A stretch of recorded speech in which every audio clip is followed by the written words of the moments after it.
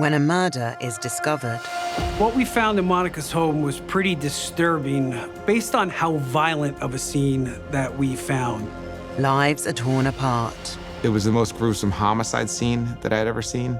The sheer amount of trauma caused to Monica's body by another human being took me back. It's up to the police to track down the killer. He has a gun? Yes. Okay, what kind of gun? Could you tell? I don't know. All right, He had a knife and he held it to my throat. When you want to build a case against someone in a homicide case, you need to establish the means, motive, and opportunity. And if it was a random person, what was the motive? Meet the murder detectives, who reveal how they caught the killer. This crime will forever be written about in Bloomsbury's history books. This is by far the worst crime that ever took place. What I learned is all the fake things that your parents told you, like don't be afraid of the boogeyman, don't be afraid of that noise in the other room. There could be someone in your house. It happened in this case, and I saw it.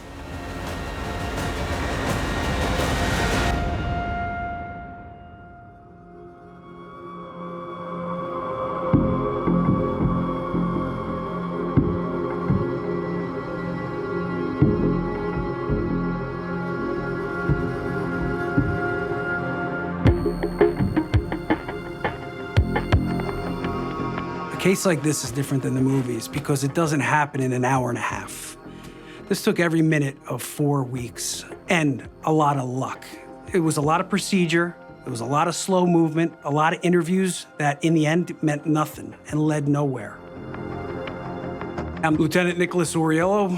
I was the lead detective on the Monica Massaro homicide back in 2007. Bloomsbury is a small, rural town about 4 miles from the Pennsylvania border. It's a little farm town. There's one light in town, very slow moving. Bloomsbury doesn't have a local police department, so we are policed by the New Jersey State Police. The police would deal with, very minor property offenses, a stolen garden gnome, or things like that. Certainly nothing of this magnitude.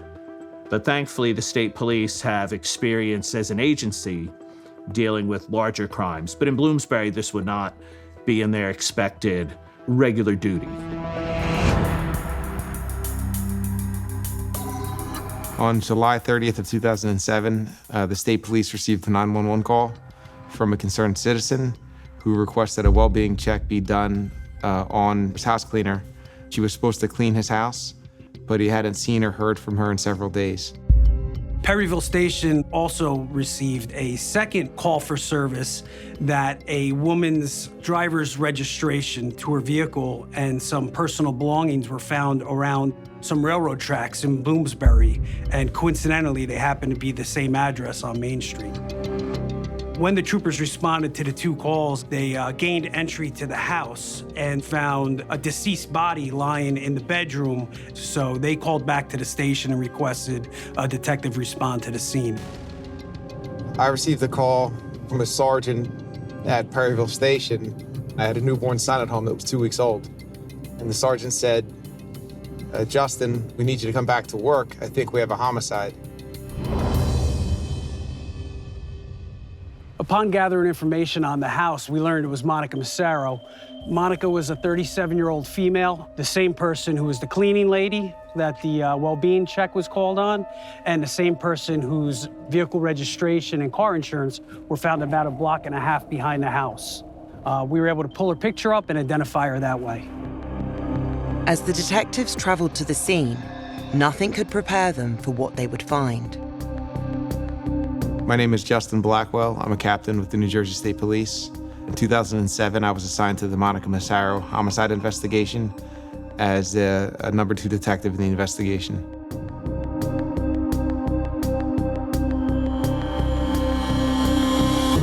When I got here, I decided to do a walkthrough so I understood what I was working with. Upon entering the house, most of the house was very clean, in order.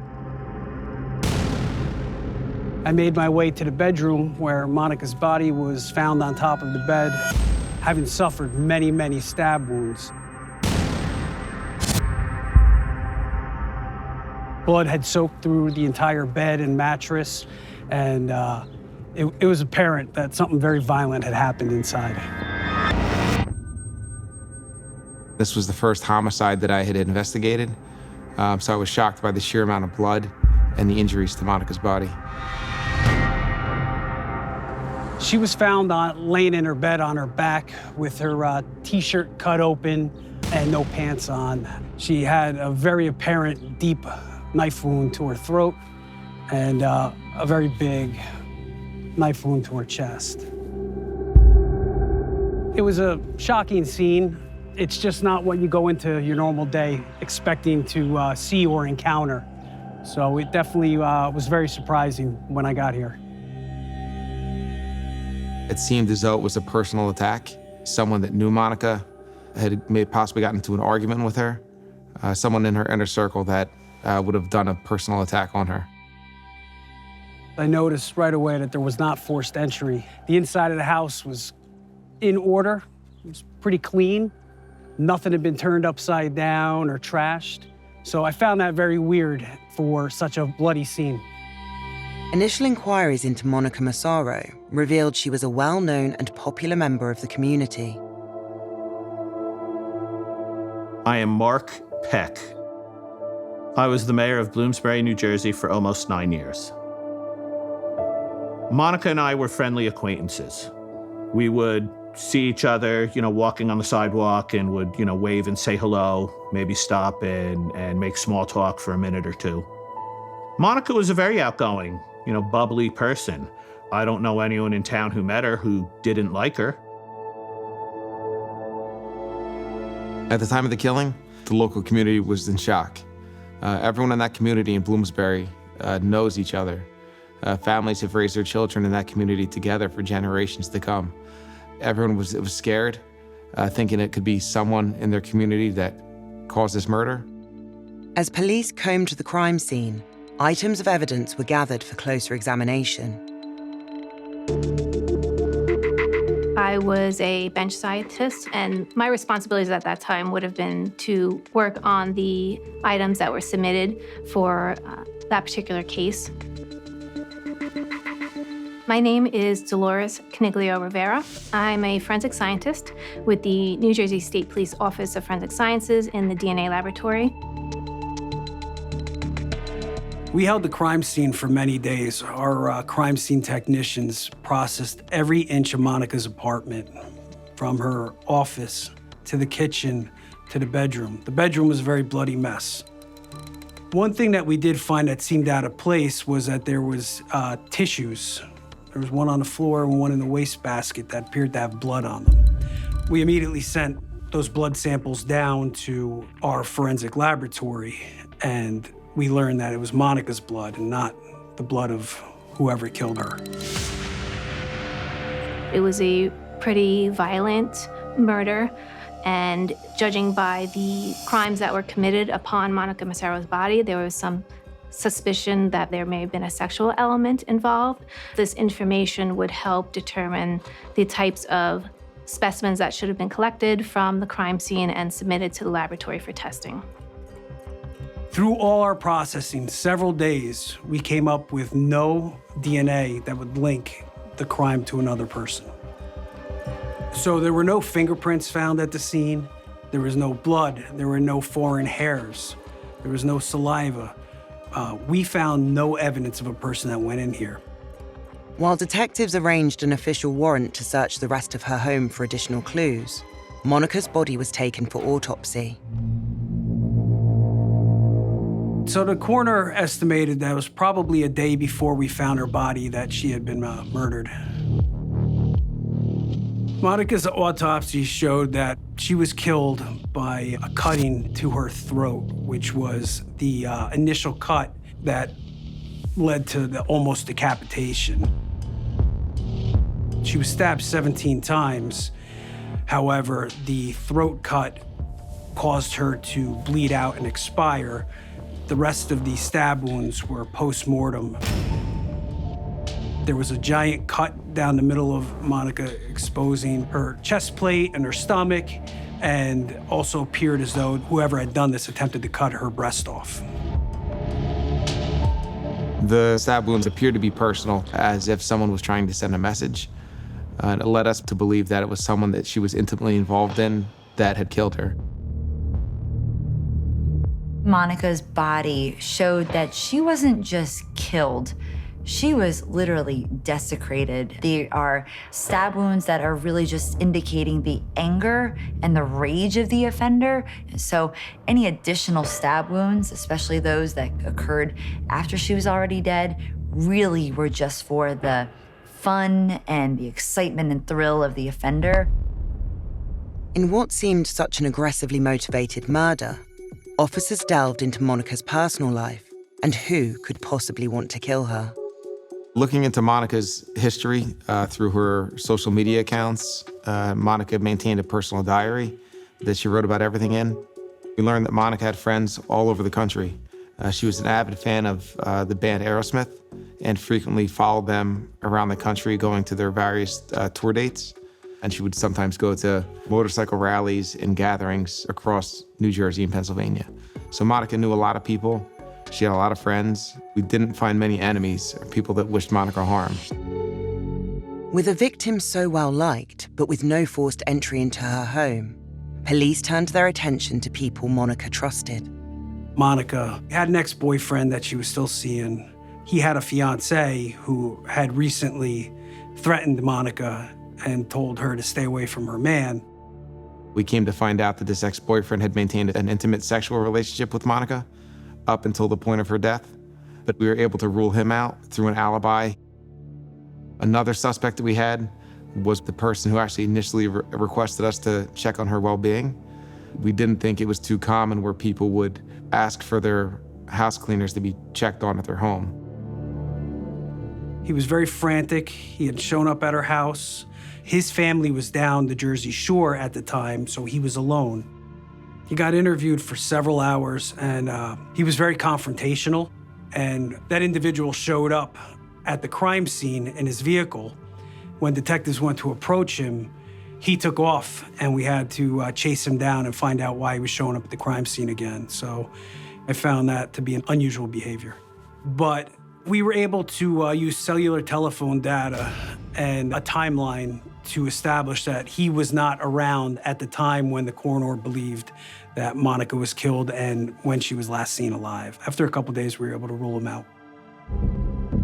As the search for a suspect widened beyond Monica's inner circle, police took a closer look around her home. Monica had a very quaint bedroom. You could tell it was a single person lived there. She had stuffed animals on her bed. You could tell, like, she was kind at heart. She just had what appeared to be a pretty simple life. One of the things that sticks out to me is that at the time of her death, Monica had been reading the latest release of the Harry Potter book series, and that book was laying next to Monica in the bedroom. The fact that there was no sign of a struggle, it didn't appear to be a forced entry into the house, led me to believe that it must have been somebody who knew Monica that committed this crime.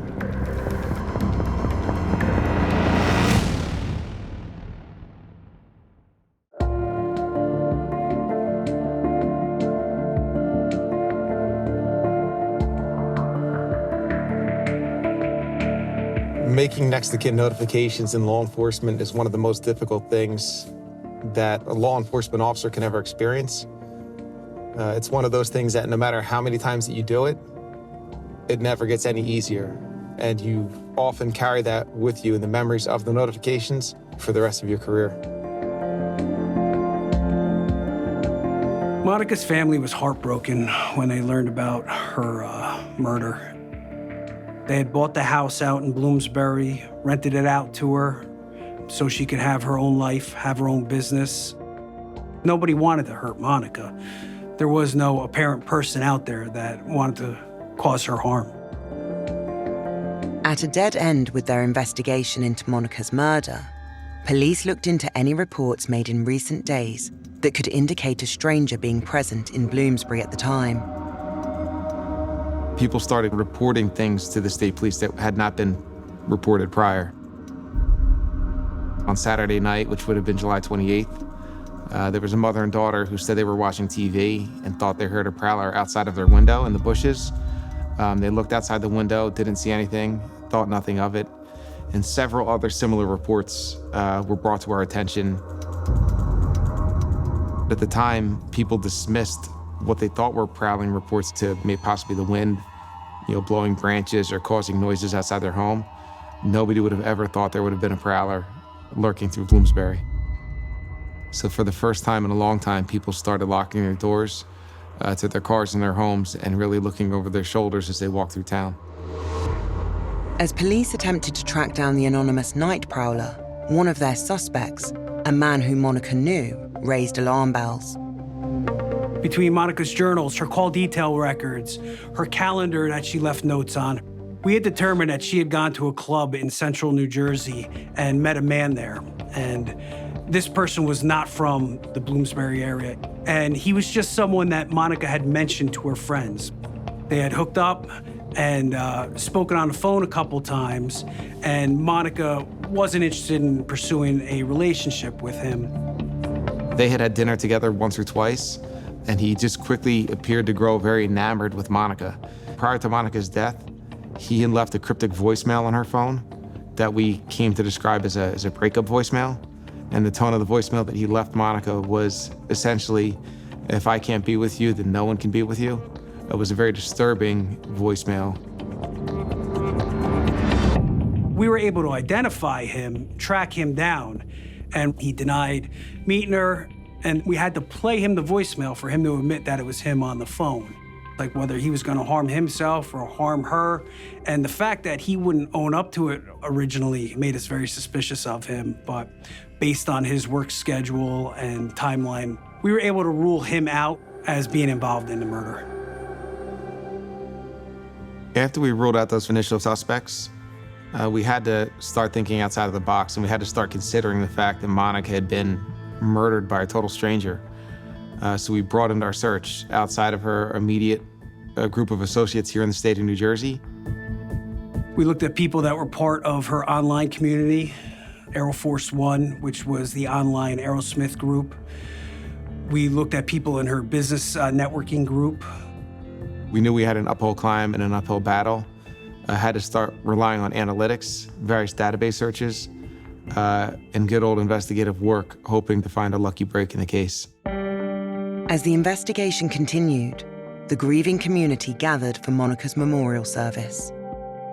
We knew there was a lot of people out there that might show up to Monica's service, including the online community. So we had detectives show up in suits, and we also had detectives in plain clothes, just kind of listening to conversations to see if we can learn something new that we didn't know about. I think that we felt the most pressure trying to find Monica's killer for her friends and family. We wanted to bring closure to her parents, who just lost their daughter, and we wanted to bring closure to some of her closest friends. But the pressure also mounted from people who didn't know Monica but lived in Bloomsbury. We wanted to put the community at ease and to restore the town of Bloomsbury to the sleepy little town in Hunterdon County that it once was. It was frightening to think that Monica was murdered by a random person. Why would someone just randomly go into Monica's house and kill her? That could have led us to anybody in the country. Who was this random person that could potentially have come into her house and killed her and left without a trace?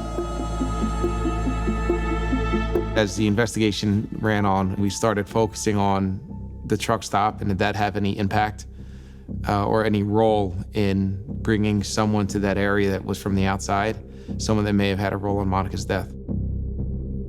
Truck stops are almost always in different police jurisdictions, if not in different states. And unless police are reaching out to each other, there's really no way to notice patterns that are going on across them. And the truck drivers who are there one day and gone the next. Very difficult for anyone to keep track of where they're going or where they may have done the exact same thing in the past. As the truck stop near to Monica's home became a location of interest, police drafted in help from outside law enforcement agencies.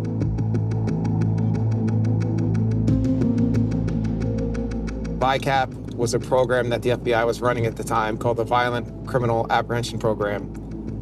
which basically you would give what we call an MO, a modus operandi, and some brief circumstances of your case you put into the system to see if there are any potential matches.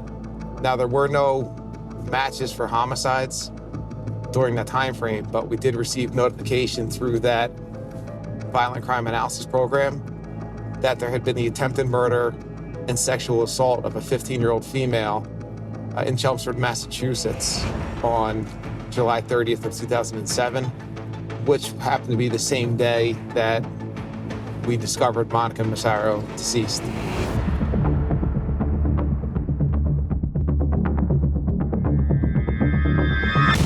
911, there's one that's recorded. What is your emergency? Please Okay. come now. Is there somebody still there? Yes. Okay. Is it a male party? Yes. He has a gun? Yes. Okay. What kind of gun? Could you tell? I don't know. All right. Is He he? had a knife and he held it to my throat. Okay. A gun and a knife? Yes. Okay. He's in the house?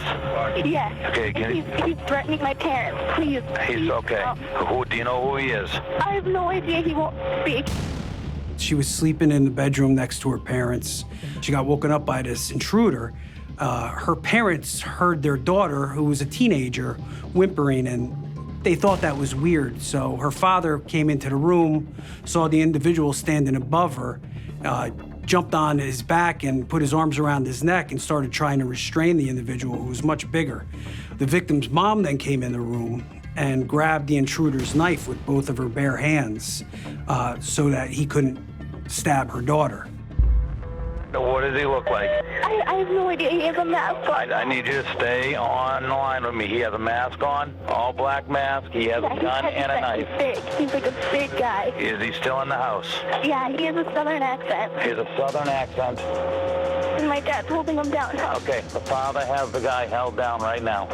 We have cruisers coming. My parents told me to wait out front. You see the cruiser? It just went by. All right, go flag the cruiser down. Okay. Where in the house is he, do you know?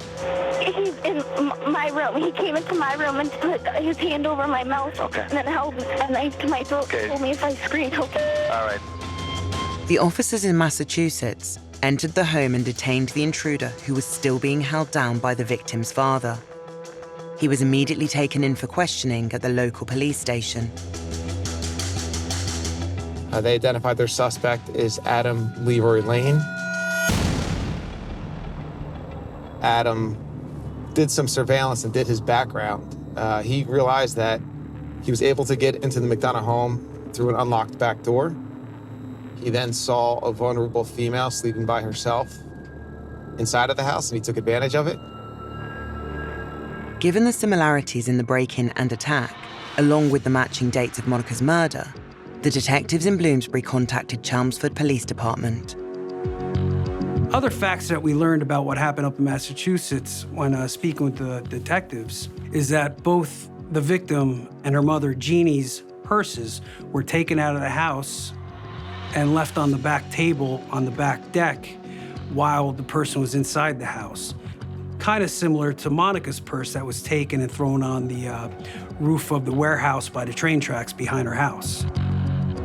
They were keen to learn more about the man in custody. We called up and got a hold of the detective that did the investigation. And we said, hey, just on a hunch, we're spinning our wheels here in New Jersey. Did you keep his truck? He goes, yeah. I'm like, all right, do you have anything that links him to New Jersey?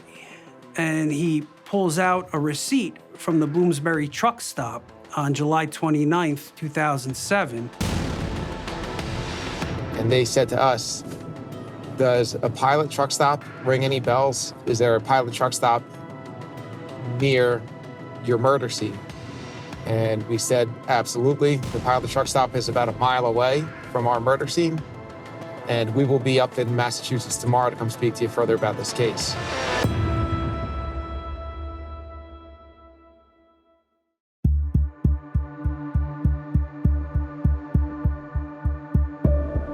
I actually jumped up out of my chair when they said we have a receipt from Bloomsbury. And it was the first thing linking an outsider, a random person, with our at least our town, you know? Absolutely. I think I have a picture of the receipt in here. Here it is. There you go. What's that say? It says July 29th, right? July 29th, 2007. It's 5:13 in the morning. Was he buying a radar detector? Bought a radar detector for $94.99. Yeah. Right? Incredible. With the receipt linking Adam Leroy Lane to Bloomsbury on the day of Monica's murder, detectives were optimistic he could be their suspect. When Adam Lane was arrested in Massachusetts, he had with him a black leather mask, several large knives, a military knife with a serrated back, throwing stars, a choking rope, and other assorted weapons. There were a huge number of items submitted to the laboratory for this particular case throughout the course of the investigation. The pictures that I saw of that knife, it was a very dangerous-looking weapon. From what I recall, both sides of the knife had a serrated edge. With a stabbing, the person has to be there and actually feel bones and ligaments being cut and really, watch the person that they're inflicting this on suffer. A serrated knife is literally intended not just to cut through bone and ligament and skin, but it's actually meant to tear it apart and make sure that there's no chance of survival. The detectives were smart enough to realize there was something more going on with Adam Lane. So they executed a search warrant on his truck. And what was very startling, they found a DVD player with a little screen, and inside that DVD player was a movie called Hunting Humans. Hunting Humans is a movie that's about a serial killer who goes around killing random victims with knives and choking wires and, going around and essentially hunting his prey for the thrill of the kill.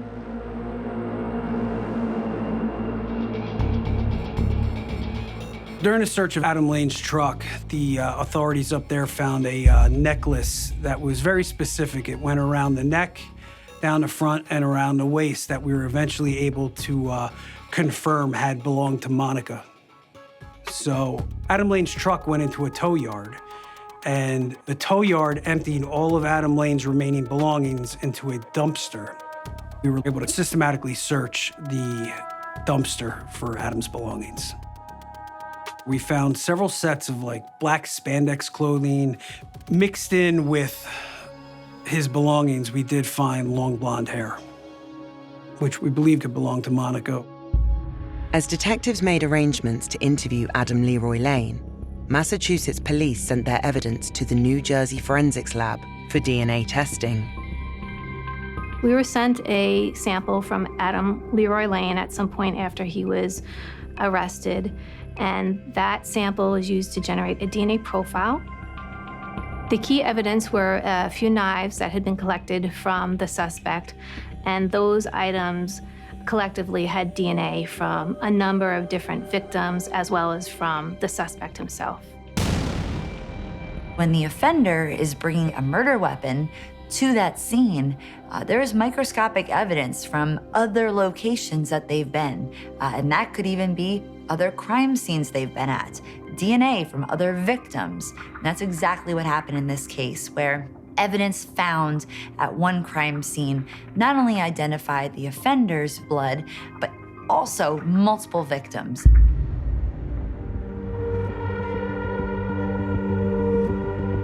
This truck stops a little bit over half a mile from Monica's house, right at the end of Main Street. The stop is a big hub for travelers and transients. They come in, they can stay overnight, and then they're gone. People come and go all day long. During Adam Lane's interview up in Chelmsford, Massachusetts, he admitted to being at the truck stop here in Bloomsbury. Tell us what happened on the night when you were in New Jersey and stopped at the rest stop off Route 78. I was walking around, always here. I decided to go for a walk sometimes. I had lots of time. I went into his house and was going through it. Just wanted to walk it up. Started screaming. Big house about the road. First thing I read, it happened. When you say, so it happened. What happened? I guess I surprised her. She surprised me. And I didn't know what I was going to do. There wasn't nothing else to do. Initial impressions were that he was kind of like an aw shucks truck driver. He was very soft-spoken. He wasn't aggressive when he interacted with detectives, but he was also willing to talk to us. Just take me through piece by piece as you entered through into the community of the house. I just walked down the street, Okay. we cut through some yards, door was unlocked, and I went in. So how many houses did you try? I don't know. I just picked one at random walking through the neighborhood. If I seen somebody in the house or seen somebody awake, I'd bypass it. I didn't want no confrontation. What would make you choose one house to try versus another house? Well, if the lights went on, I mean, you know, or if you see the lights on, you see somebody moving around in there, and you didn't want to try that house. Or if you heard a big dog barking. He actually was pretty eager to tell his side of the story. Adam went so far as during that interview, he helped them set up the video camera and tripod to capture his confession on tape. Where did you cut it? Where did you cut it? What part of her body? I had the knife, it was on the bed. It's about that long, and she rolled against it, cut right here.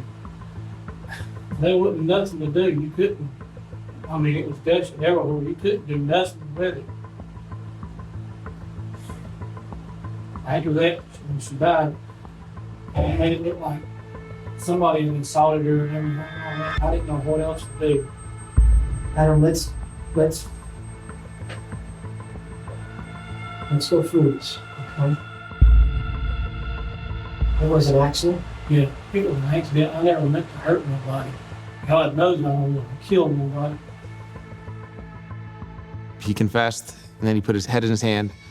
And during that confession, one of the other things he wanted us to know was that he was going to kill the 15-year-old female in Chelmsford, Massachusetts, but he was not going to sexually assault her because he did not want to go to jail as a child rapist, but he had no problem going to jail as a murderer.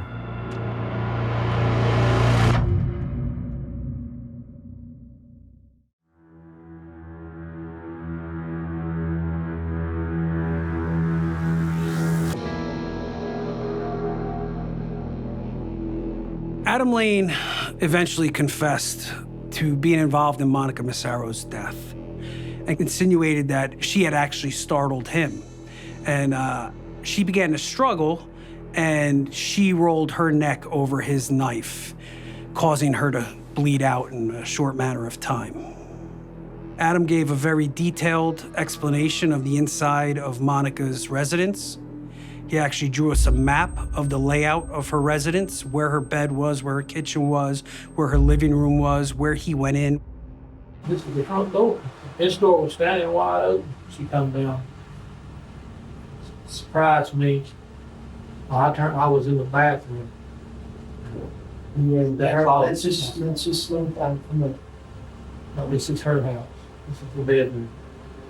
There's a closet back here. Her bathroom is right here. Tried to get her to be quiet. All I wanted to do was get away. I was out to hurt nowhere.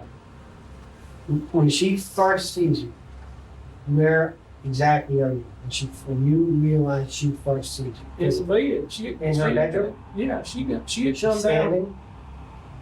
Look, she laid down, but she sit straight up and got out of bed when she seen me and started screaming. Let me draw a little bigger. Here, this is the house. Y'all should get a good conviction like this.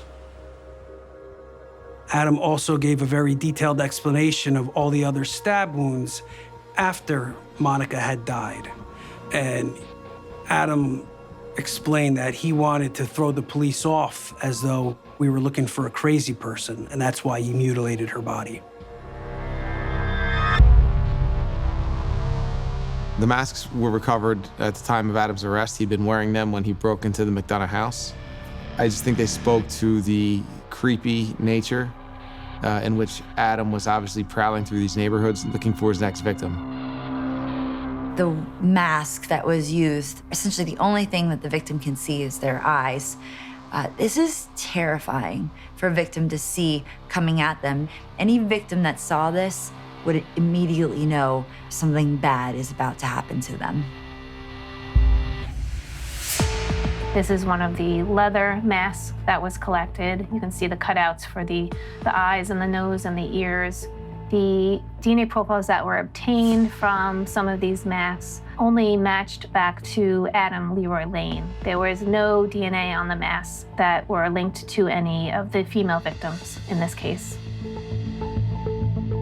This is a picture of the double-edged knife. The DNA testing showed us that there was DNA from both the female victims in this case on this particular item. We had beliefs that Adam might have killed before based on the desecration that he did to Monica's body. It was almost as though he was comfortable with it, the way he cut her, almost like trying things out. We wouldn't know how many other cases there would be, but to go from 0 to that seemed very excessive. Going so far beyond what's necessary to engage in the death of a person, it really suggests to police this is somebody that has such a level of anger and hatred and venom and such a capacity for murder. This is not going to be a one-off event. They've either done it before or they're going to do it again. Concerned they might be dealing with a serial killer, police started looking for similar unsolved crimes that had occurred along Adam Leroy Lane's trucking route through the northeastern states during the summer of 2007. After we were done in Massachusetts, we went down to Adam's hometown in North Carolina. We did our investigation there with the mother of his child, his girlfriend, his ex-wife, the people in town. And as we were traveling back to New Jersey, we got a call and we were told to stop in Harrisburg, Pennsylvania, that they had similar cases to ours. And Pennsylvania State Police wanted to meet with us.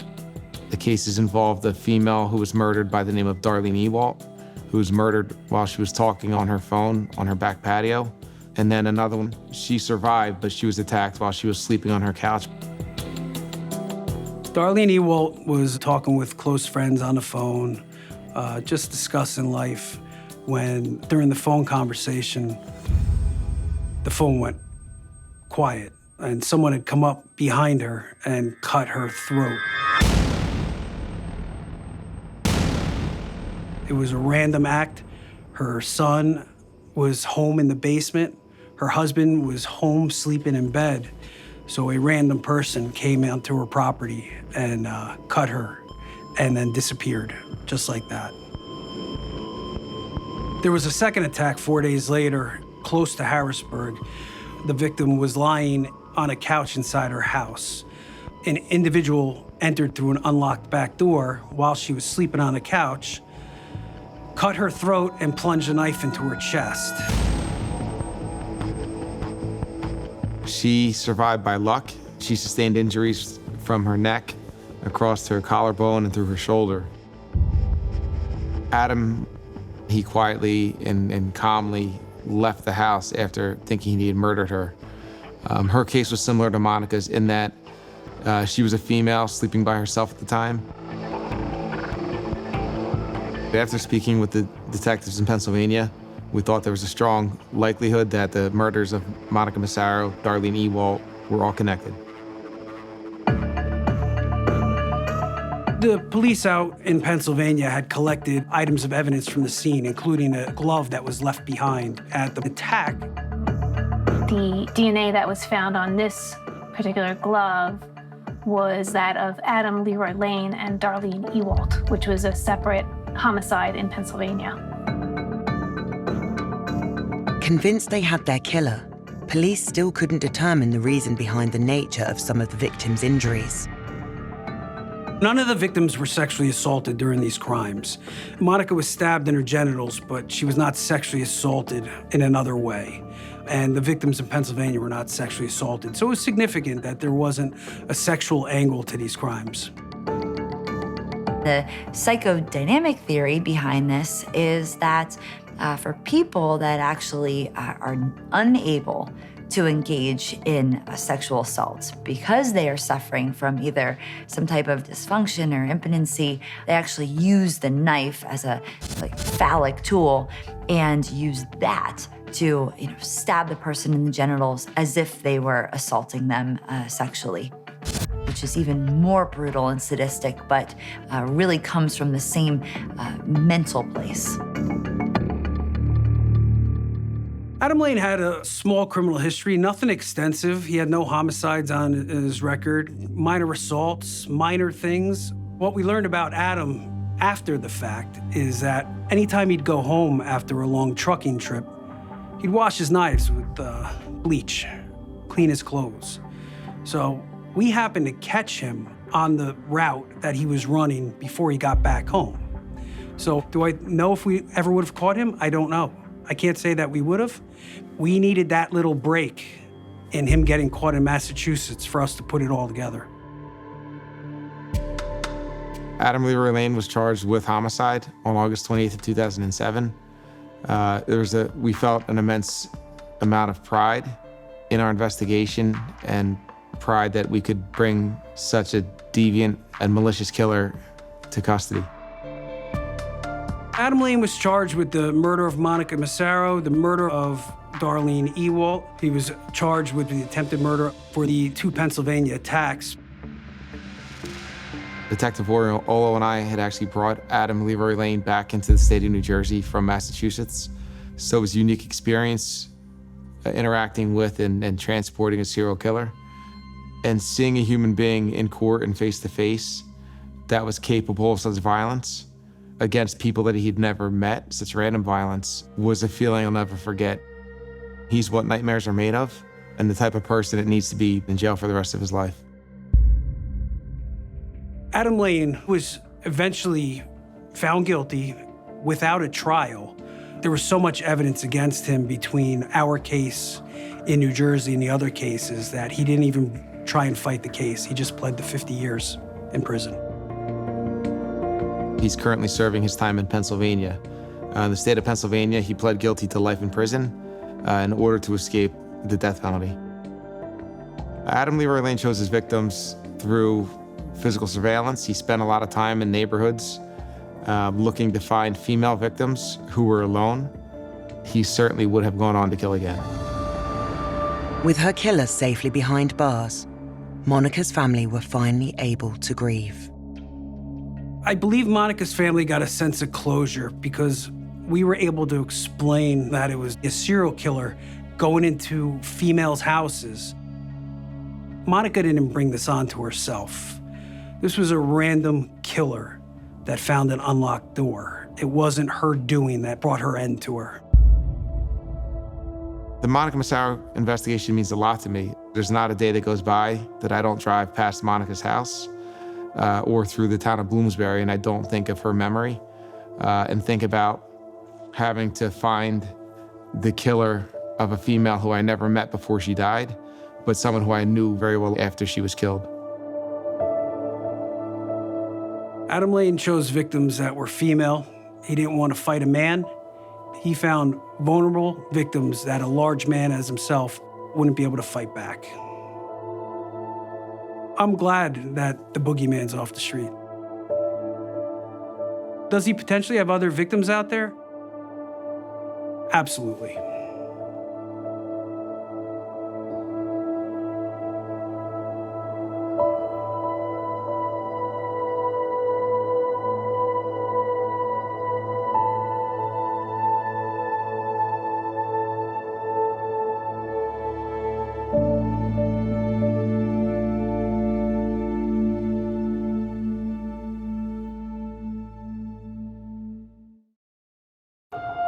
When a murder is discovered, Tampa Police 911, what's the address of your emergency? Well, I live at Street, where we're having all these murders, and I just heard 2 gunshots out towards Nebraska. lives are torn apart forever.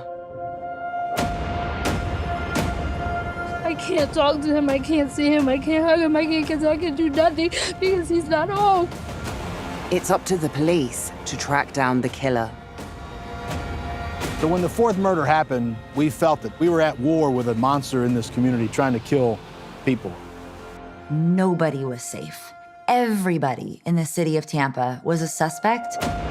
You worry about the safety of every officer. That was a constant fear in the pit of your stomach that someone's just going to walk up on one of your officers and do something terrible. These victims had really nothing in common other than the fact that they were walking alone at night. Meet the murder detectives, who reveal how they caught the killer. For me personally, I was extremely worried. What if he doesn't end up stopping? What was so scary for so many people is that you started to get the sense it could happen to anyone. We didn't want to be labeled that city that has, by definition, a serial killer.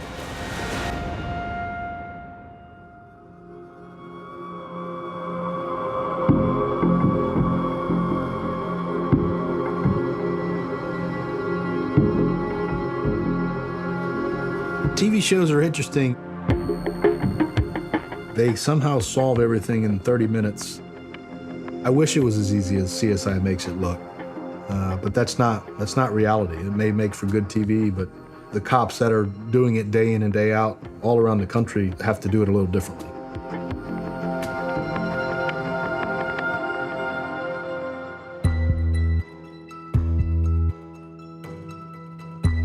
As prosecutors, difficult cases will go home with us, but we know that it is our job to get justice for victims and to get justice for victims' families. And so the days can sometimes be very long and they can sometimes be very hard and very emotionally taxing, but we know that the work is important and that's what pushes us forward. Seminole Heights will most certainly stay with me forever. It's the worst crime in ever trying to make someone whole again. You can't bring them back to life. You can't make their families whole again, ever.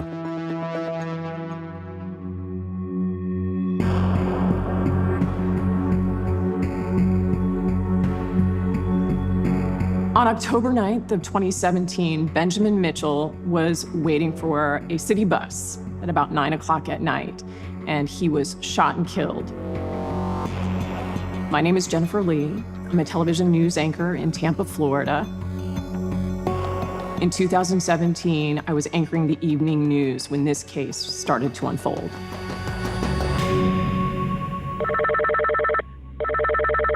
Hello?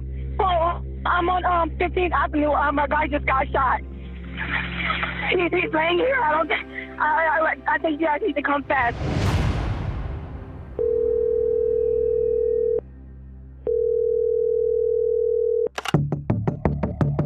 I was already home when the sergeant of homicide called me to brief me on what we had. I knew there was a homicide. Then he gave me some of the details to the case, that a young black male that was standing by a bus stop that got gunned down basically told me there wasn't a whole lot of evidence that we knew of at that point. The most serious crime that had happened to that point in my neighborhood, to my awareness, was bike thefts. So to have a murder occur was really shocking. My name is Scott Harmon. I'm a homicide prosecutor. I work in our homicide division. Benjamin Mitchell was 22 years old. He was a native of Nevada who had moved here to live with his father and his aunt. He was on the evening of October 9th of 2017 waiting at a bus stop just about a block away from his house. While he was standing there, he was shot 4 times. He was shot in his chest, in his stomach, in his arm, and another shot above his ribcage. What was so shocking about Benjamin Mitchell's killing, it wasn't extremely late. It was 9 o'clock at night, a totally reasonable time for a young person to be out in Seminole Heights. He lived in that neighborhood. This was his neighborhood. When you look at crime rate, Tampa is one of the lowest in America. Seminole Heights is just north of our downtown area.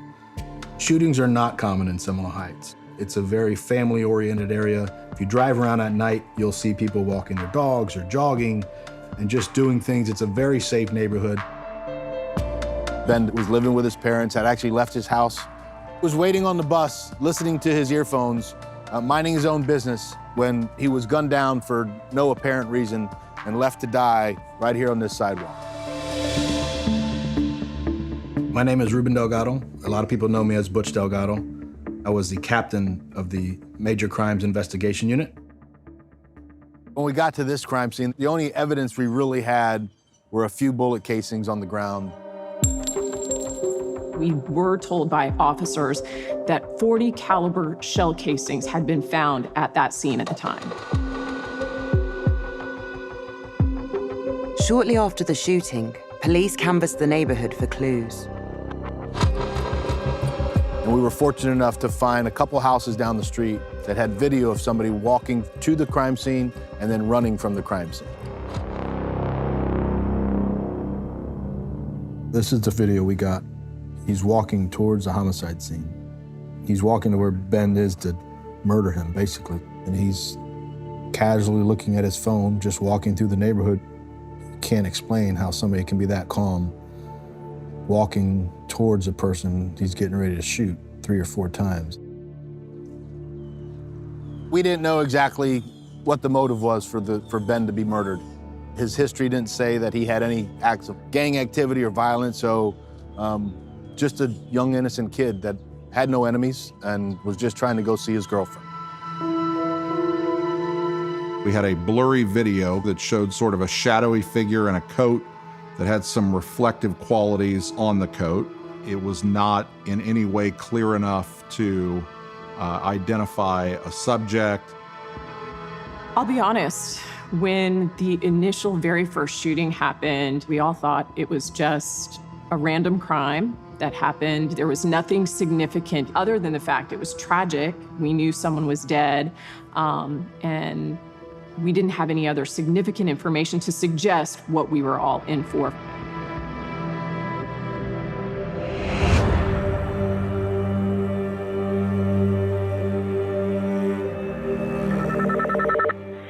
Seattle Police 911, what's the address of your emergency?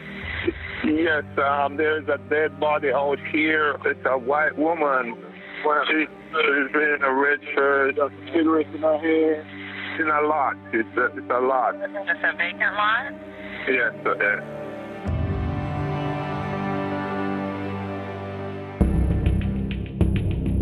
On October 13th, we found out Monica Hoffa had been murdered. Monica is another young person, just like Benjamin Mitchell. It got our attention because these were 2 people who were just impossibly young to have their lives cut short. It didn't make sense. Monica Hoffa was leaving her house to go meet up with a friend when she was encountered by our killer. What we think is that she saw him, tried to run away, and got shot in the back multiple times, ending up in this field where we found her a day later.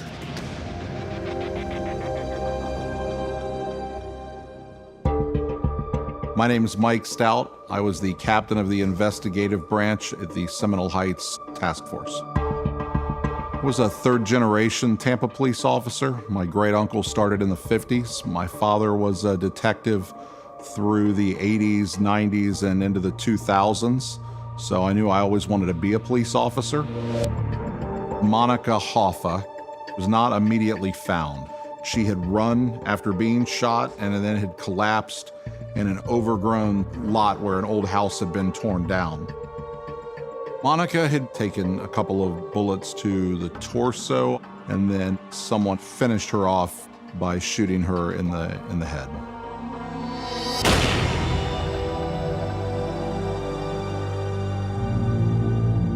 Noticing a pattern between the 2 shootings, Tampa police turned their attention to tracking the type of weapon and ammunition used. We found some bullet casing at this scene as well. After looking at them forensically, we were able to conclude that the same gun was used in Monica Hoffa's shooting as it was in Ben Mitchell's shooting. We were worried beyond belief based on how close together the first 2 shootings had been. Well, we knew that we felt the same person was doing it. We had no idea who that person was at this point. He obviously gave not a care about human life based on the scenes that he left behind. When the second murder had occurred in our neighborhood, my instinct made me think these weren't unrelated. And in fact, this was a serial killer at work. At that point, it gets a little concerning for us as detectives, hoping there's not another one coming the next day.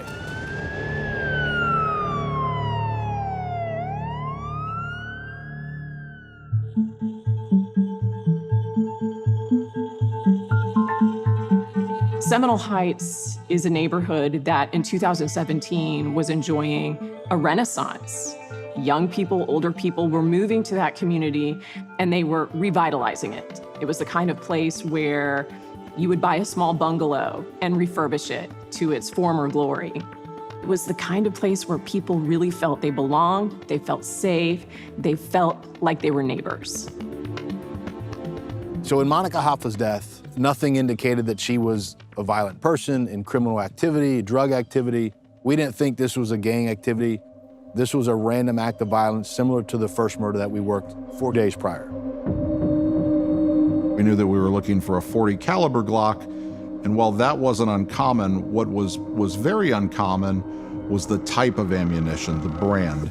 So the brand of ammunition used in Seminole Heights was called a V-Crown Elite, which is a nickel-plated round made by Sig Sauer, and it's not a common bullet. So it's not a bullet you find at our superstores or even most sporting goods stores.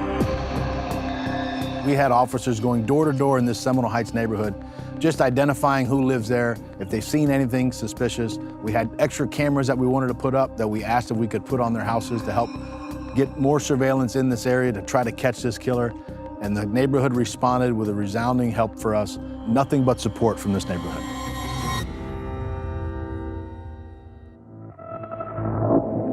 People expect there to be so much DNA evidence and CCTV and eyewitnesses every single time a murder occurs, but that is not always the case.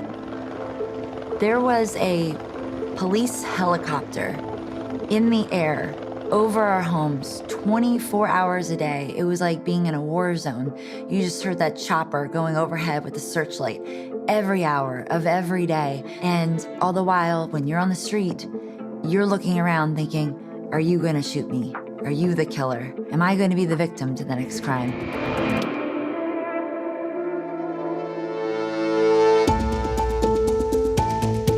At this point, we had to release to the public that we had a concern that the same person was involved in these two murders.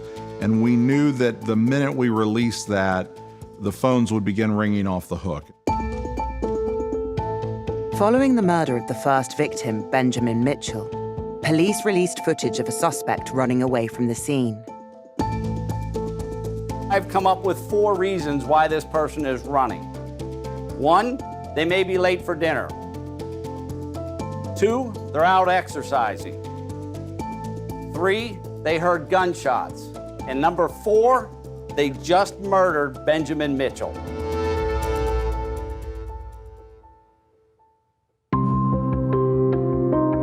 The Tampa Police Department received thousands of tips from the local community and from other law enforcement officers who worked in that area as to potential suspects. What we discovered through the first several weeks of the investigation was that these victims were not related to each other. They didn't know each other. Their families didn't know each other. So we knew we had random killings. It was the randomness of these murders that we really looked at when we were investigating the case, and also the potential ways that the killer was able to flee from the murders and get away. The fact that the killer would just shoot the victims, often in the back when they didn't even know he was coming, and never took anything from them, not their wallets, not even their cash, it suggested that the motivation for his crimes was the killing. Now remember, this was getting close to times where the weather's nice and people were out outside walking, so we had a porch light campaign where we told them all to put their porch lights on at night. so there was more light in the neighborhood.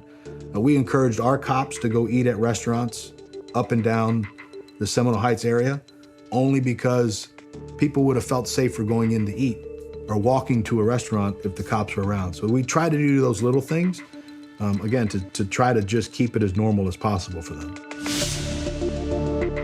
With 2 young victims killed within close proximity and with no connection to each other, police had to pull in resources and ramp up their search.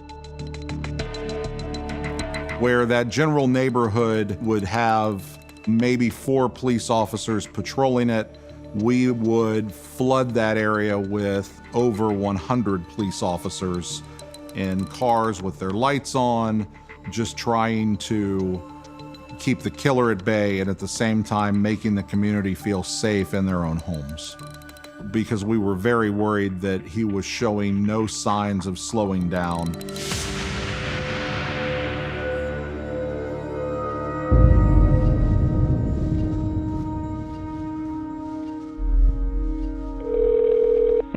Tampa 911 location of your emergency.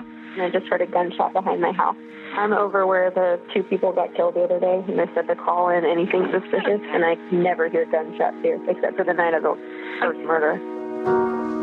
On October 19th of 2017, we got word there was a 3rd victim in Seminole Heights. Anthony Naiboa is his name, and he was shot and killed on 15th Street. And it's important to understand that's just 4 blocks away from these other victims. So we knew right away, this has got to be connected. Anthony was autistic. He was trying so hard to have a great life. He took the wrong bus. He ended up in the wrong place at the wrong time and was murdered for it.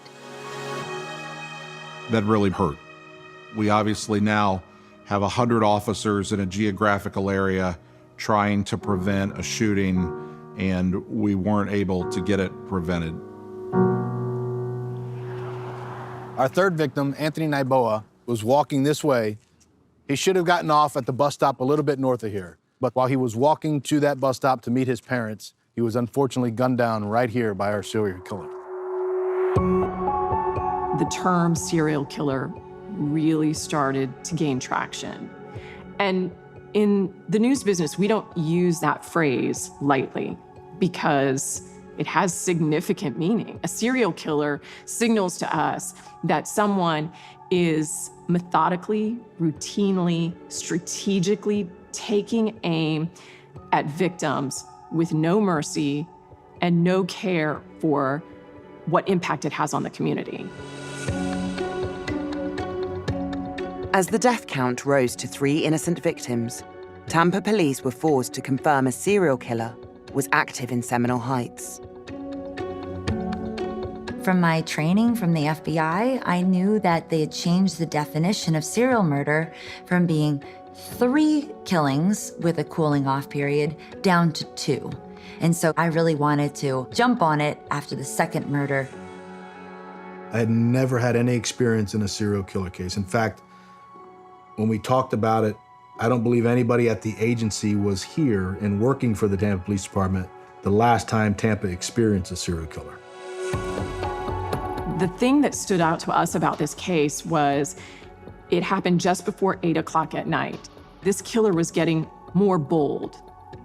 This is a time of night when lots of people could potentially have been out. Someone could have seen the killer. So that struck us as significant. Maybe this killer is getting more aggressive, losing that sense of fear, now starting to hunt victims. That was scary.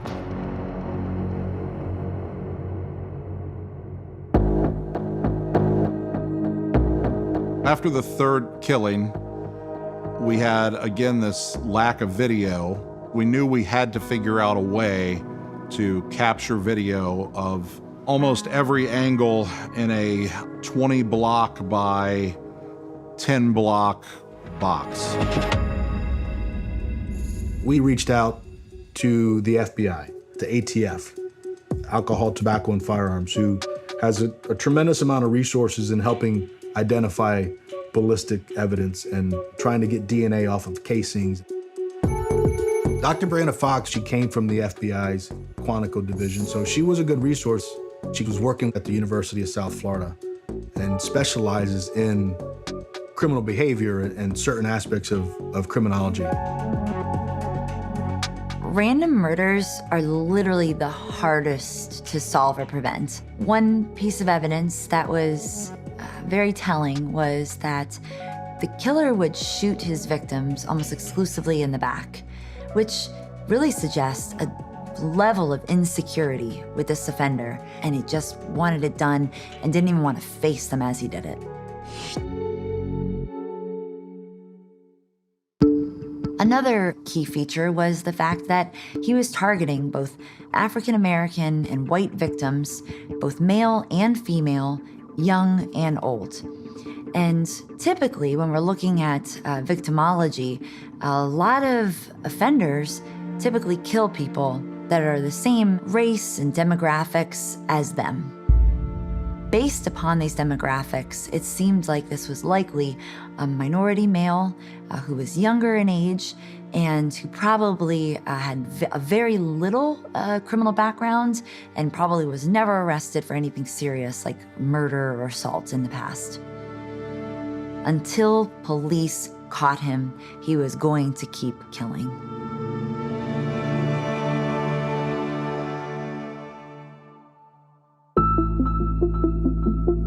People were afraid to leave their homes. They were afraid to let their kids walk to the school bus. I remember at the time, the mayor of Tampa said in a press conference, "Bring his head to me." And I've never heard a mayor of Tampa say anything like that. But that signaled just how significant the terror was in this community. The cops had had enough, the mayor had had enough. They wanted this person off the streets.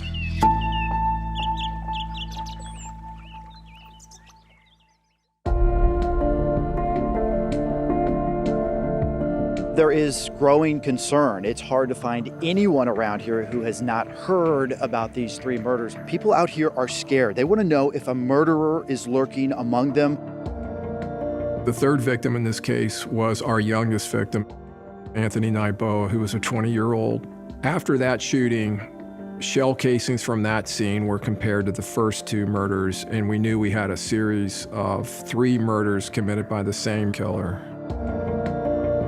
With Halloween approaching, there was a lot of fear. How do you let your kids trick or treat in a community where there is a serial killer on the loose? So the police flooded that neighborhood on October 31st. Halloween was probably the most stressful day in this investigation that an active murder hadn't taken place. You're going to have all of these potential victims walking up and down every single roadway where he has murdered people. That night, every rank of that task force were out walking with kids we'd never met before, making sure they got safely from door to door as they trick-or-treated. This community made so clear that we weren't going to live in fear because of the actions of this one individual.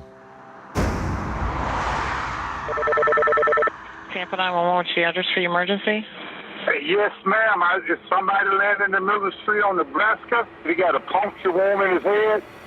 They got a witness here that says he got shot. Oh, snap. Boom. It is an emotional day in Tampa Bay. 4 murders in less than 5 weeks. Is there a serial killer in Seminole Heights? While there was some question up until even the 3rd murder, whether these were linked by the 4th murder in Seminole Heights, police instantly knew this was a serial killer and it was linked to those other 3 murders that occurred.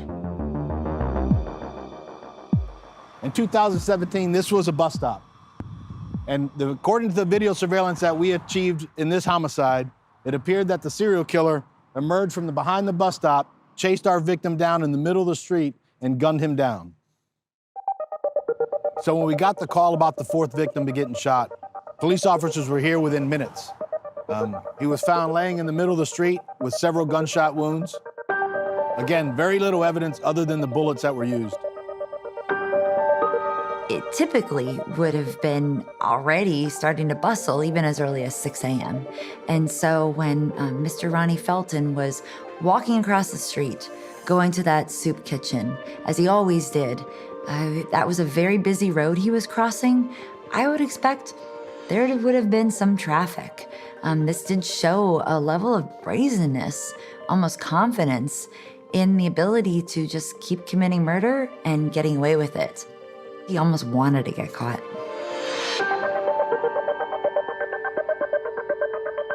That took a toll on us because we were expecting to catch him before he killed again. And unfortunately, he killed Ronald Felton using the same exact gun he used to kill the first 3. It completely reignited everyone's fear, terror, and again, that sense of paralysis. We can't leave our homes. We're not safe. What is happening to Seminole Heights? It was devastating. We all felt a constant dread of what are we missing? You start to think maybe you're just not asking the right questions. Maybe there's just one thing we're not thinking of that would solve this entire thing for us. We've all been at work every single day for over a month. Some days we just didn't even go home. You can't even convince yourself, we'll just check that tip tomorrow, because you think to yourself, well, what if the tip that I'm gonna stop on tonight, what if the next one is the tip that leads us to this killer?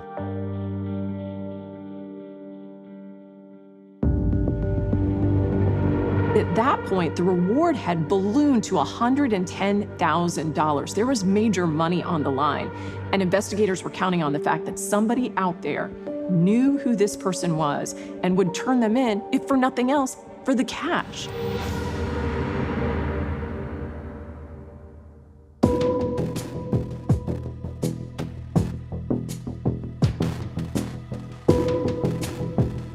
That day started like pretty much every other day. Myself and Captain Delgado were trying to decide what we wanted to concentrate the rest of our day on. A sergeant who was working out on the street called me. He said, hey, there's this interesting thing that's just happened in the McDonald's in Ybor City.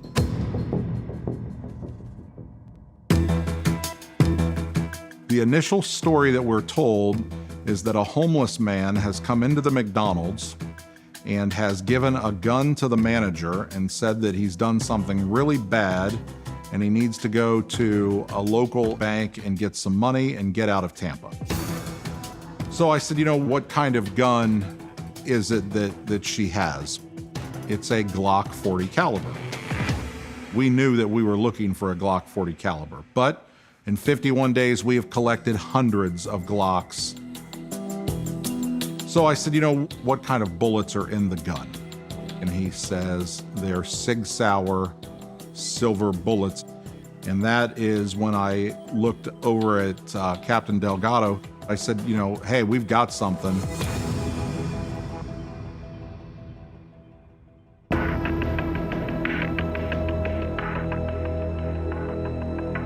As we pulled into the parking lot of the McDonald's, where the gun was supposed to be, we got a call back from Sergeant Feltz. And he said, hey, I've got to tell you real quick, part of the original story was wrong. So, well, what do you mean? And he goes, well, he wasn't a homeless guy that came in the McDonald's. He's a kid that works at the McDonald's, and he left in a red Mustang to go get money to get out of town.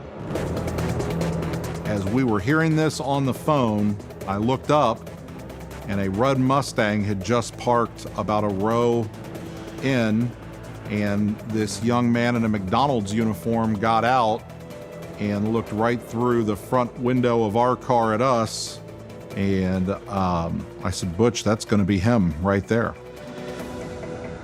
We made a decision to stop him right there before he could get to where we knew the gun was at, and take him into custody before he entered the McDonald's. When Captain Delgado and I first observed the suspect in the red Mustang exiting his vehicle in the parking spot right behind me, he also saw us and began to move quickly towards the door of the McDonald's. At which point, we whipped around past the drive-through lane and encountered him about 10 feet before he could get to the door.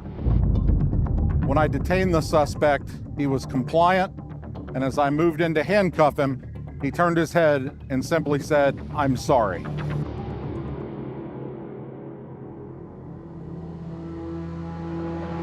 Hal, right? Yes, sir. Hal. So what happened today is somebody brought to our attention that you may have carried a handgun into the McDonald's restaurant, which brought obviously the presence you see before you because we're dealing with a firearm. Can't be too careful with that. Right. And so far, everything is going along smoothly. Okay. I hear you. The only thing was, I'm just trying to get out of here so I can go back to school. Okay. That's it. I mean, if you guys, I'll stay in here. You guys can escort me to the airport, and I'll just have my father come pick up the car. I'm just trying to get my education. I just want to further my career. I just want to do good in the world. And I understand that, and I don't want to impede that process. Right. He didn't admit to actually doing the killings. As time went on, we were able to go back through an old tip that actually had referenced a red Mustang, which he drove. The jacket with the reflective material from the first homicide was located in his car at the McDonald's as well. There was plenty of reasons to know it was him, but in the beginning, it was the gun and his admission of doing something very bad.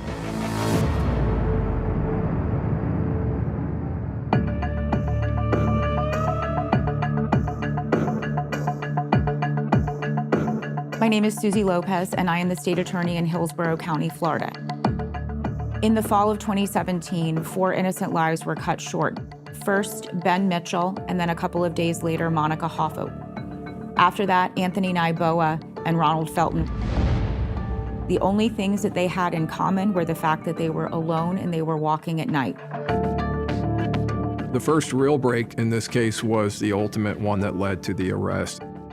The state attorney's office received a call from the Tampa Police Department that they had a person they believed could potentially be the killer in these cases because of a firearm that had been recovered that had been in his possession.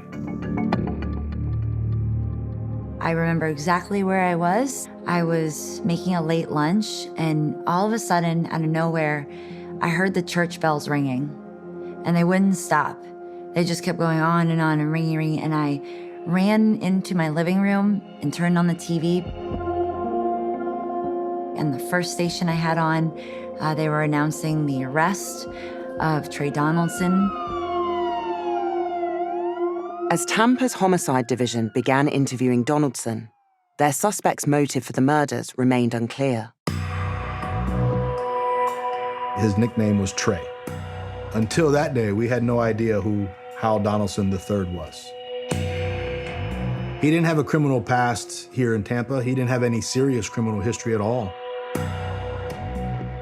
One of the first things I thought was, did this person fit what I expected based off of research and years of experience? Or is this a completely new, different type of serial killer typology that we really didn't have accounted for? You know, it just didn't make any sense to us. This was what seemed like a nice boy from a good family who went to St. John's University, a great school.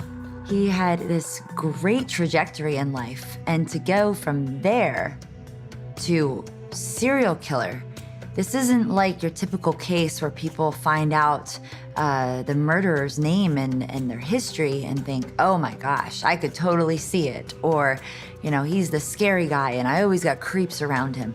It was not like that with Trey Donaldson.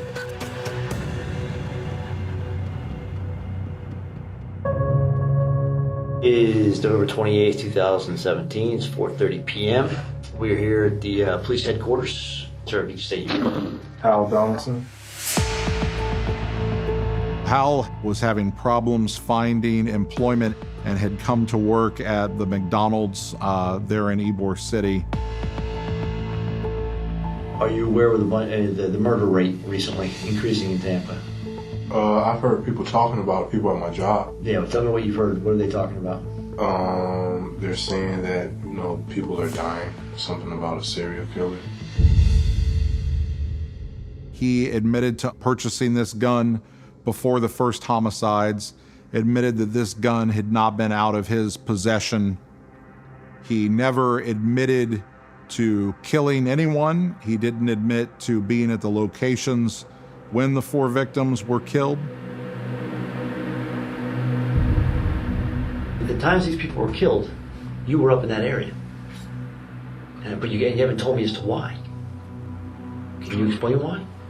No, I just want to see my family right now. All right. All right.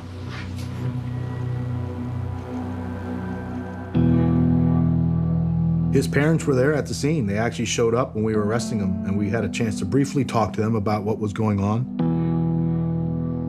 Trey Donaldson came from a fantastic family in Seminole Heights. He was admitted into a private school. His parents helped pay for it. He started doing poorly in school. He got cut as a walk-on from the basketball team at St. John's, which was his dream. He ultimately dropped out of college. So here's this young man that come from this family that just made it completely on their own talent and determination. And then there's a son who seems to have failed. And I think that generated a lot of the angst and the anger towards society that came out in these murders. My understanding at the beginning was he didn't say a lot. And his parents immediately became sort of the mouthpiece for their son and protecting him and understanding what was happening. Look at the camera. Let me look at your eyes. Yeah. It's good to see you, man. Good to see you. Good to see y'all. Yeah, you look good. You look good. You look good. I feel like I don't feel like it. Trust me. I know you. I know you don't. You don't. It's just I'm in pain every day. Like I know you are. But yeah, it's just I know you another are. day. Yeah. You got to continue to pray and ask God to keep your spirit up. Yeah. Because that's what we're doing. God has never let us down. Never let this family down, and you know that. Yeah, I got the Bible. I had read up on it a little bit. Just doing I'm literally just trying to get through every day. I know. I know. Yeah. Yeah. We're gonna win this. God's gonna see us through this, and we'll win this. Yeah.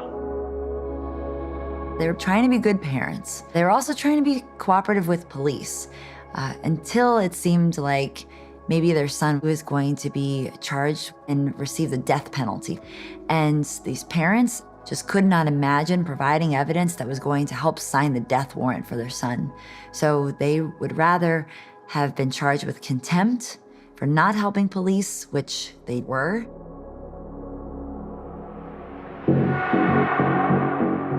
The ballistics on the firearm came back later that night, which was an incredibly nervous wait for us, as you could imagine, because you think you have the right guy, but you need the ballistics to tell you for sure. We know it's you.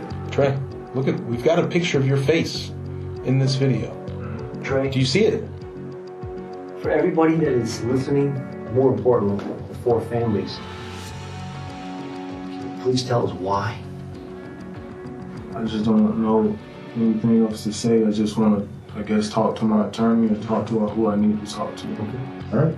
All right. I hope, man, listen, I hope we get an answer. All right? Because it's the only question that they're going to have. This is human life. This is tragedy. This is real tragedy. It's 8:38 p.m. I'm stopping. After the ballistics indicated this was the gun used in all 4 homicides, he was charged with 4 counts of murder, and that was later upgraded to first-degree premeditated murder.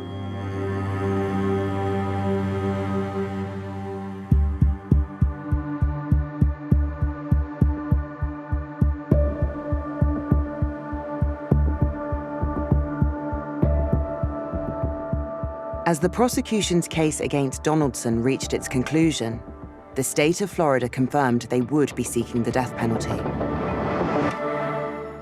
I got involved as the state attorney when, in mid-April of 2023, the defendant's attorney approached me and asked if we would consider sentencing the defendant to 4 consecutive life sentences in avoidance of the death penalty. Prosecutors had a very strong case here. They had the shell casings. They had the surveillance video of Howell Donaldson III. They had the gun used in all 4 murders. They had the cell phone data that put him in the crime scene areas for all 4 killings. They had a tight case. They didn't have to offer any kind of deal to Howell Donaldson.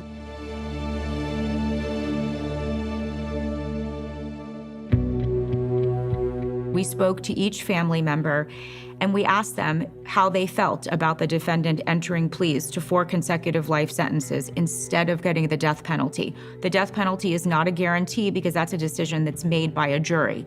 And so these families wanted finality. When Donaldson pled guilty, for me personally, I was a little conflicted with that. But the last thing we want is for these families to have to relive what's happened to their loved ones. 6 long years after Donaldson took the lives of 4 innocent victims, Judgment Day arrived and his sentence was delivered.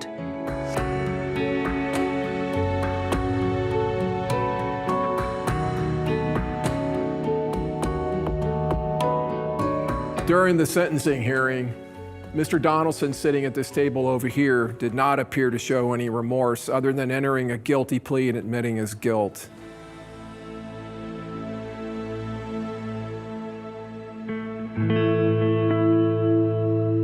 They were very brave.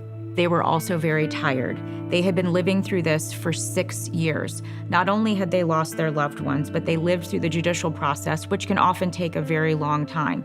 There was a pandemic, and this case took a very long time to bring closure for them. And so they were very patient and ultimately very relieved that this killer will never have the opportunity to harm another person again. For Trey Donaldson to not have the worst penalty there is, I think was difficult for some family members to understand. But the idea of waiving a trial, just seeking closure and finality, I think ultimately was the right thing and what gave a lot of the family members some sense of peace.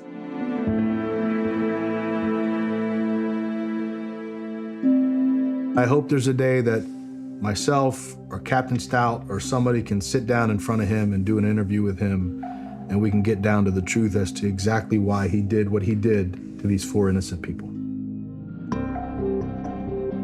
I think Seminole Heights is a more tight-knit, resilient community than it has ever been. These people's names become part of your conversation. People I've never met personally. You know, Benjamin Mitchell, Monica Hoffa, Ronald Felton, and Anthony Naiboa, these 4 names that are forever etched in the history of the city of Tampa and the community of Seminole Heights. These are people we will always remember.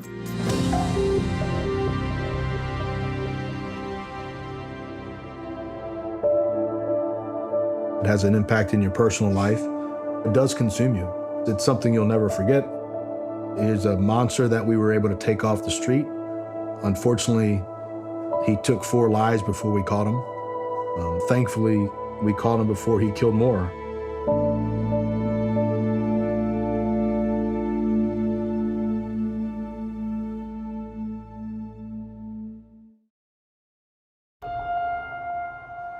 When a murder is discovered. Frank Carlson was my older brother. He was my best friend. He was showing me the way, and he was taken from us. Lives are torn apart forever. Grief hangs around my neck like a stone. And the brutality of the murder that visited my family has profoundly changed us, and we are not the same persons we once were. It's up to the police. If anybody thinks you're getting used to homicide, you never get used to homicide. To track down the killer. This was a very demented man that caused this terrible, terrible, crazy act to these 2 people who were sweet and innocent, adorable young couple. and bring them to justice. Someone who engages in something of such depravity is unlikely to not escalate.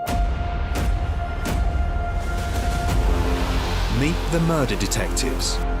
When you got an assignment, that was our job, to bring the person into custody if any way possible. Who reveal how they caught the killer. In my career, this will always be the single most violent crime against a family. It's everybody's worst nightmare.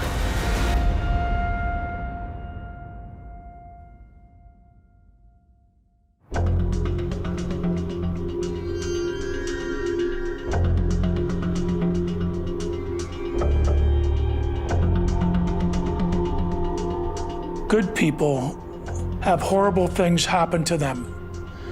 And we as a society, we always make excuses. We always think about statistics, not ever thinking a statistic is a real person. Annette Carlson, Frank Carlson were real people. They were good people. They never deserved what happened to them on April the 19th, 1974. At 3:15 a.m., a 911 call was made from a residential district in northern San Francisco. I was home with my wife. I was in bed. I was asleep. Operations Center called and said there's been a murder. We've already spoke to your partner, Jack Cleary. Jack says he'll be by to pick you up in a few minutes. We got in our car and we rolled over to the scene in the Potrero district in San Francisco. We got over there and numerous police cars and an ambulance and so forth was there when we arrived. It was total chaos. We had the San Francisco Fire Department on the scene. Fire was out and they were throwing a lot of the debris out in the street and piling it up. Right away, the radio car that was in charge there briefed us what they seen. They took us through each room. There's several rooms in the house. It's a 2-story Victorian home in a nice area of San Francisco. The initial information we had was someone came into their home, killed Frank Carlson, and then assaulted his wife in the upstairs bedroom. The information we had is that the paramedics and the fire department took her off the roof and removed her to San Francisco General Hospital. The victims were 25-year-old Frank Carlson and his 24-year-old wife, Annette. My brother met Annette in 1965. He was an aspiring journalist and was working different interviews at one point with Rolling Stone magazine. He was employed at Safeway stores. He was an assistant manager at the Safeway store in San Mateo, but that was kind of a means to an end, as he really did want to be a journalist. Frank and Annette got married in June of 1971, and they bought the home in 1973 in Potrero Hill. Back in the 70s, it was an up-and-coming area in the sense that there was a lot of homes that needed attention, needed fixing up, and Frank and Annette found this home and fell in love with it, and were doing a lot of work to make it their own and make it very special.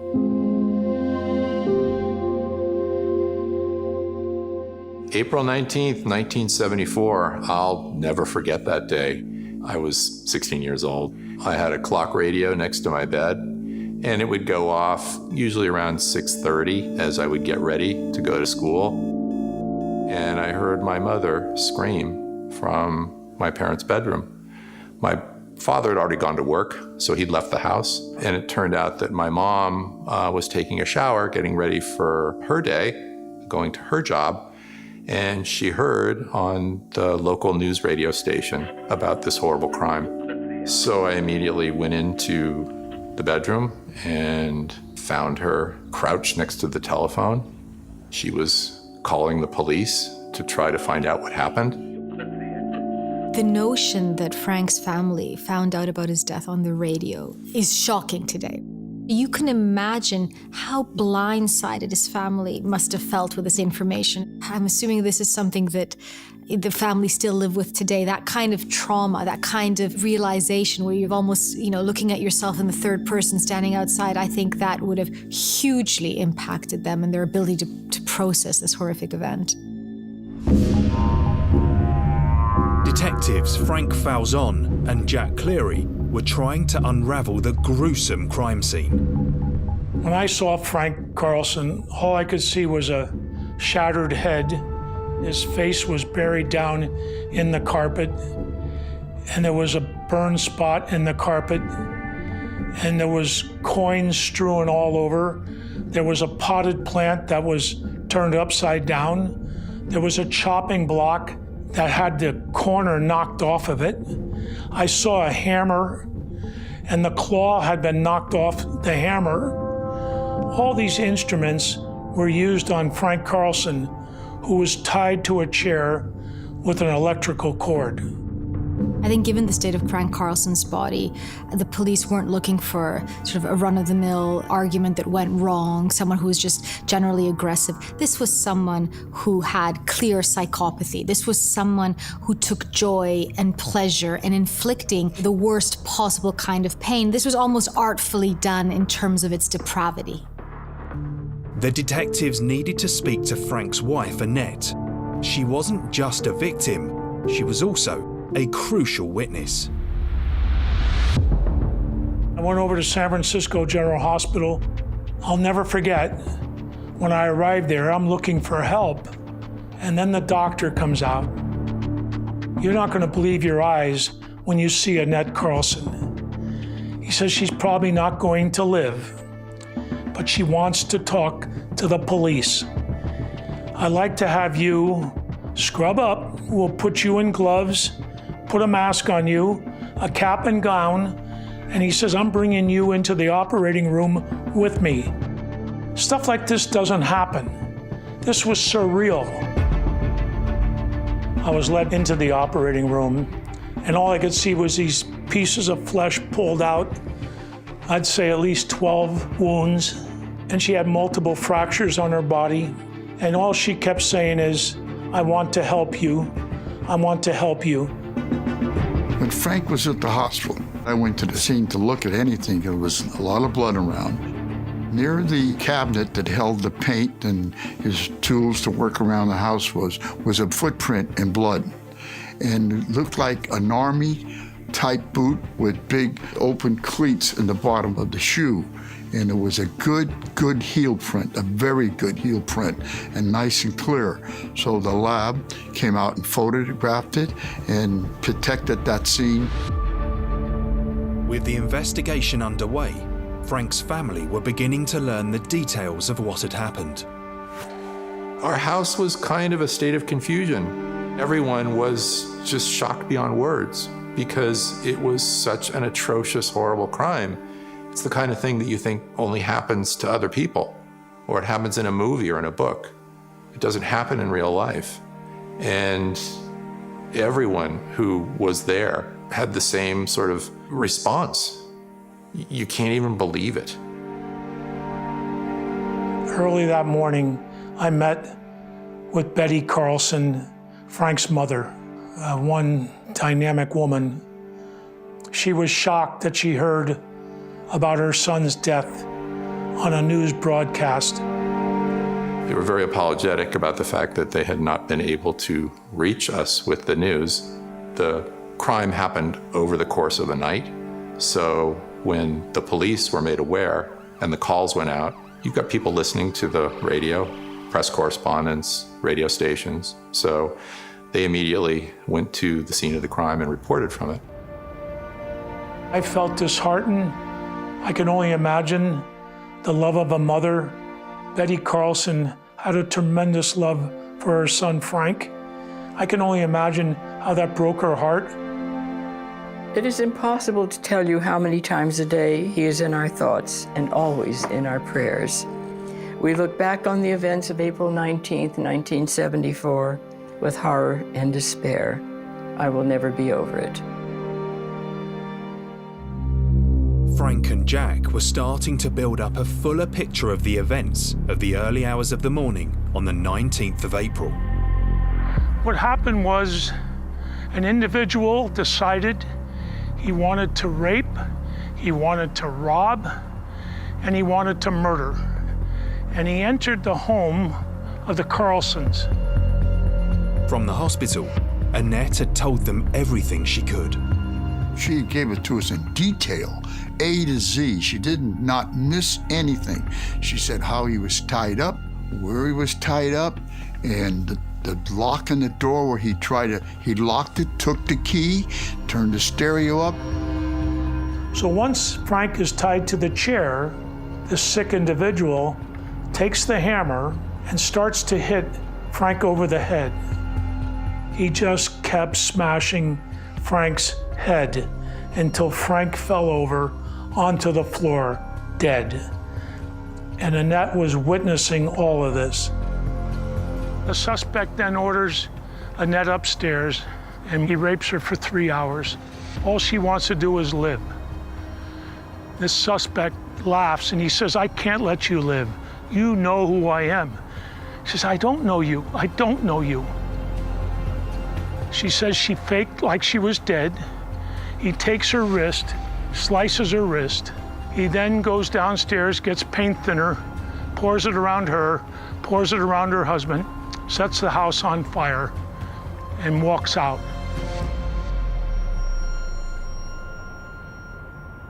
I think what the attacker does to Frank serves two purposes.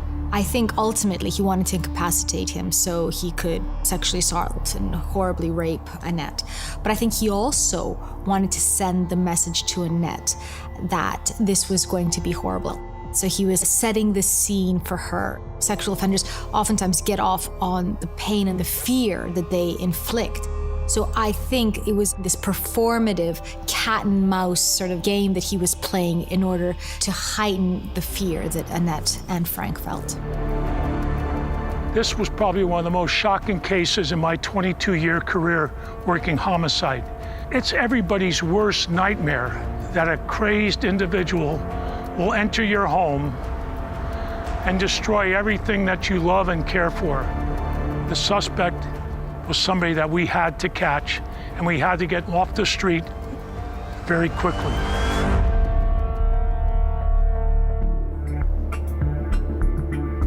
In 1974, in the Potrero Hill district of San Francisco, Frank Carlson had been brutally murdered and his wife Annette raped and left for dead. The nature of the attack is still shocking today. Evan Sanofsky is a crime reporter who covered the story. When I learned the details of this attack, I was sickened. I like to study San Francisco history. I like to get a sense when I report on crimes that happen nowadays, how that compares to cases from back in the day. And this one has to be one of the worst that I've ever heard about. Annette Carlson agreed to do an interview with me. Her identity remains anonymous, but she still wanted to share her story. She was very much a traumatized woman. It was remarkable to see how this violence still resonated inside of her 46 years later. I think it's important to note that this crime takes place at a time that is chaotic in San Francisco. The 70s are notorious for kind of the lawlessness that's going on. It's a city in transition. It's not as if it necessarily directly caused what happened, but what it did is it set a scene to make it easier for it happening. The 1970s saw a lot of high-profile cases, particularly homicides in San Francisco. It began with the Zodiac killer in 1969. There were the zebra killings. There was the kidnapping of Patty Hearst and the SLA. And above that, there was many, many killings that weren't high profile in the city. Serial killers, killing many people over and over again without ever being caught. At the time, if you killed a stranger, it was very difficult for police to solve those cases. San Francisco was changing dramatically, and some of it was for the good, a lot of it was not. And the things I witnessed as a homicide cop was homicide rate just escalated. We were handling 150 murders in a small city every year. On the 19th of April 1974, in Potrero Hill, from the moment Frank and Jack arrived at the crime scene, the clock was ticking. The first thing that runs through your mind, where am I going to start? Because if you don't have that suspect within 24 hours, you got problems. The first thing we did, like we do on most murder cases back in the 70s, you put it out on all points bulletin, everything about your case, everything that happened, and you put this out statewide. We knew we were looking for a rapist, somebody that was also a burglar, somebody that was vicious and cruel, but we were looking for a rapist. The detectives began to build up a profile of their suspect. Well, the first thing that came to both to our minds, the rape, we put together it was an ex-convict, or somebody that did time for that type of case. Right across the street was a halfway house. It's called Synanon, where prisoners that are recently released were housed. These people heard her screams. They called the fire department, called the police department. They got the paramedics there. That was where we thought, because there was 10 people that was missing and didn't show up that night for a bed call. And we thought, geez, maybe it's close by, this suspect. But we thought, being that there was 10 people missing, we started there. So Jack Cleary, my partner, and myself, we were working and interviewing these multiple people living in this home. Despite Annette's terrible injuries, she had been able to give Frank some vital information. In her initial statement, Annette wanted me to know that he kept saying, "I want money, money," which is not the way a San Franciscan would say the word money. So she felt he was from the South, that he was not a local person that was born in San Francisco. At this time in San Francisco, we were dealing with the kidnapping of Patty Hearst, and she thought he looked like Sin Q, who was the head of the SLA that had kidnapped Patty Hearst. So this is what we were working off early on, a good-looking young black man. Annette is an amazing person. She had gone through an experience that would destroy anyone, and it was her highest priority to provide the information to the police. I can only imagine the pain that she fought through to be able to do that.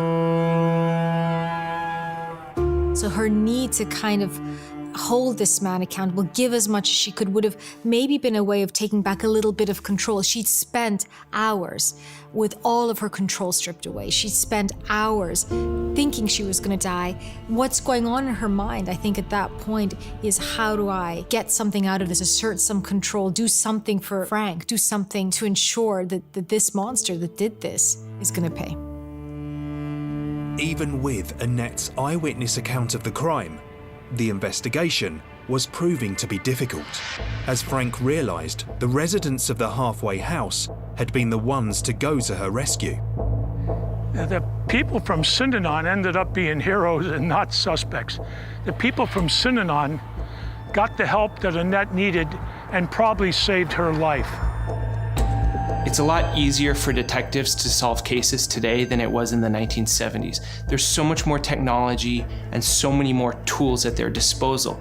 There's video camera footage often. There's DNA technology. There's a fingerprint database that they can go into and get matches on.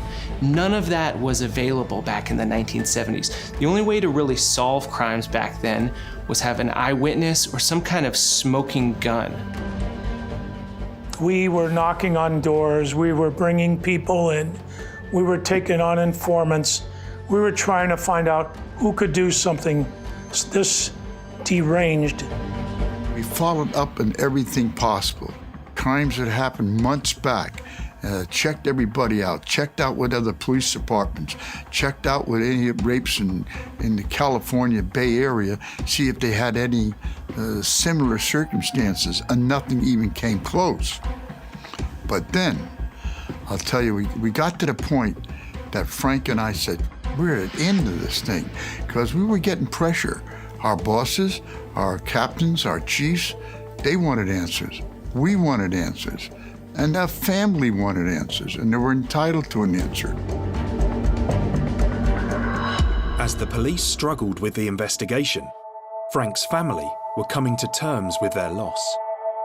The day of the murder, I think the first stop we made was my mom and my dad and I drove to the hospital. Annette was in very, very bad condition. We felt much better once we knew that she was going to be okay, because we knew what was ahead. There would be her recuperation. There would be many events that collectively we as a family would have to go through. And the fact that she lived, that she survived, it meant so much to my mom, my dad, and to me, because there was a period of time where we were concerned that she would not live. Frank's funeral took place on the Wednesday after the murder, in the church he and Annette had been married in.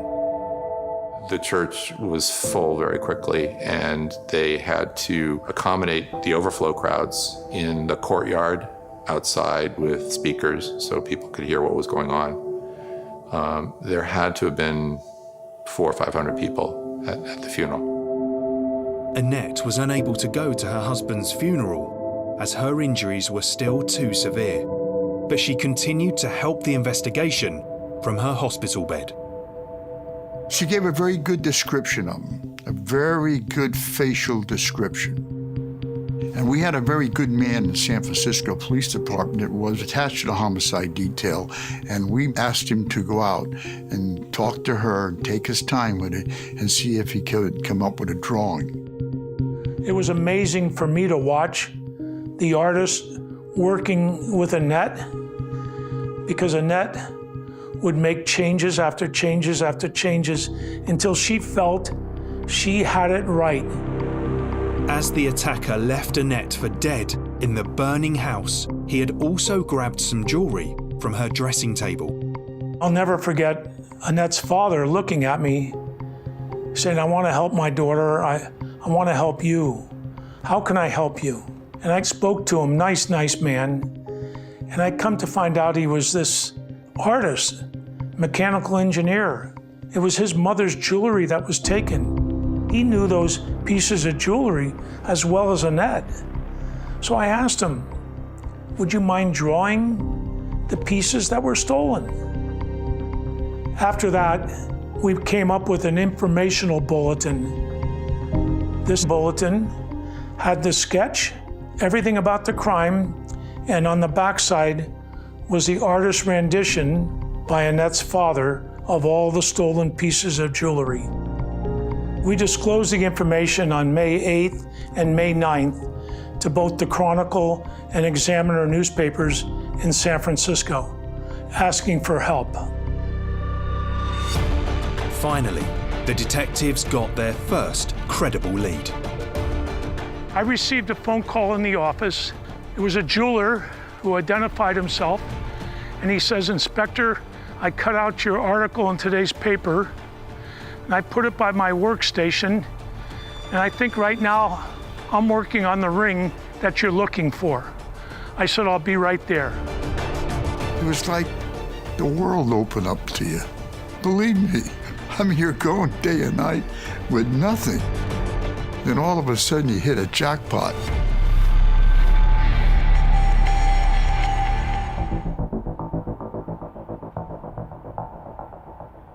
In the search for Frank Coulson's killer, detectives Frank Falzon and Jack Cleary had discovered a ring that was stolen during the attack in a local jewelry shop. This gentleman came in and he wanted a ring changed. The owner of the store, he was most helpful, And the ring was there, and he showed it to us. And we said, now this become evidence. Annette was sitting up in bed, her arms in cast and braces, her head all bandaged. And I showed her the ring. Tears started coming down from her eyes. And she said, Inspector, this is my grandmother's wedding ring. I knew then this was the big break Jack and I were waiting for. We got another break. The guy, when he left it there, he used his right name and address. All I remember is the adrenaline rush was huge. I'm thinking, this is the guy. This is the guy that killed Frank. This is the guy that raped Annette. I mean, you got the ring. It's the right ring. He uses his right name. That's like out of a movie. Most definitely he was a suspect. Immediately, the man with that ring, he is an immediate suspect. How does he get that ring? What's he doing with that ring? These are all questions a homicide inspector wants to know. We were able to find out that a man by the name of Frank brought the ring in. So we went looking for Frank. We found him. And you always hear the story about the good cop, bad cop. Nobody was acting. I was the bad cop. I was very, very upset with this man that he could do something so horrible. Jack remained calm, and he was playing the good cop. Took him up to detail and told him this is a very serious crime. Right now, all we got on you is having possession of stolen property. So he says, I don't know it was stolen. Who'd you buy it from? He says, I don't remember. So we took him to the city prison, and we took him upstairs and arrested him on receiving stolen property. So the next morning, after questioning him for quite a length of time, he finally told us that he bought it from a guy on the street down the end of the block from where the scene took place on Kansas Street. He provided us that the man worked for the post office, worked with his brother-in-law, and that he had this jewelry and he needed money and he was going to sell it cheap. We found out the man's name was Angelo Pavageau. He was the one that was selling the jewelry. He is the man that Frank purchased it from. He's the man that never showed up on April 19th for work. We got a copy of his driver's license, and we had his picture from the post office. We found out that he delivered a box truck. He used a box truck to take a large amount of mail to the San Francisco airport every day. So that gave us the lead to him. And then Saturday morning, next morning, Frank and I went to his residence. Angelo Pavageau came out of his house wearing his mailman outfit. He lived 1 block away from the Carlson family. I remember being quite upset, and he immediately placed both hands on top of our police car. Before Jack put him in handcuffs, I told Angelo, I said, I'm going to give you a chance that you never gave the Carlsons. I'm going to let you run. Go ahead, run. And he looked at me, and his hands never came off the car. Jack put the bracelets on him, put him in handcuffs. We took him into custody. Angelo Pavageau didn't fit the profile of someone who would commit a crime like this. They were looking for somebody maybe who had committed other violence in the past. They were looking for somebody who fit this MO. When it turned out that it was the postal employee from down the street who didn't have a criminal record, he worked for the US Postal Service, so he couldn't have a felony criminal record to get that job. It was surprising to so many people. We later served a search warrant, and we found the boots that he apparently was wearing the night he entered the Carlson home. There was still blood on the boots. There were pleated heels, and it was inside the heels. We found the jewelry additional pieces of jewelry that Annette's father did the artist renditions on. So our case was only getting stronger and stronger. Pavageau was in complete denial. He would not admit to anything.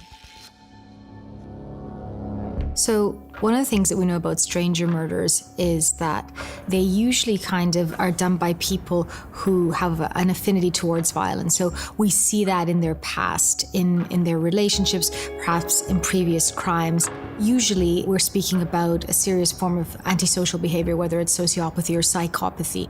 There's kind of a need for subjugation, a pleasure out of taking control and hurting and manipulating.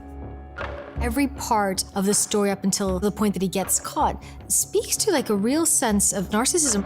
I think in his mind, he'd moved on by that point.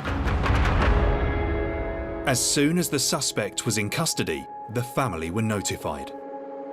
My mother had gotten a call from Frank Falzone. It was in the afternoon. I was home from school, and she cried after hearing that. I relived those few moments when Frank's life was pouring out of him, and Annette was in total, immovable shock and paralysis. How I wish I could have been there to hold him in my arms, to comfort him, and to let him know how much we love him, knowing full well the end of the story.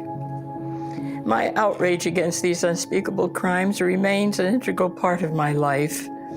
If I've learned anything from this senseless tragedy, I've learned how to live with ineffable sadness. What a waste of life. I remember Frank and Jack, not at our house, but I remember meeting with them at the hospital and at the police department.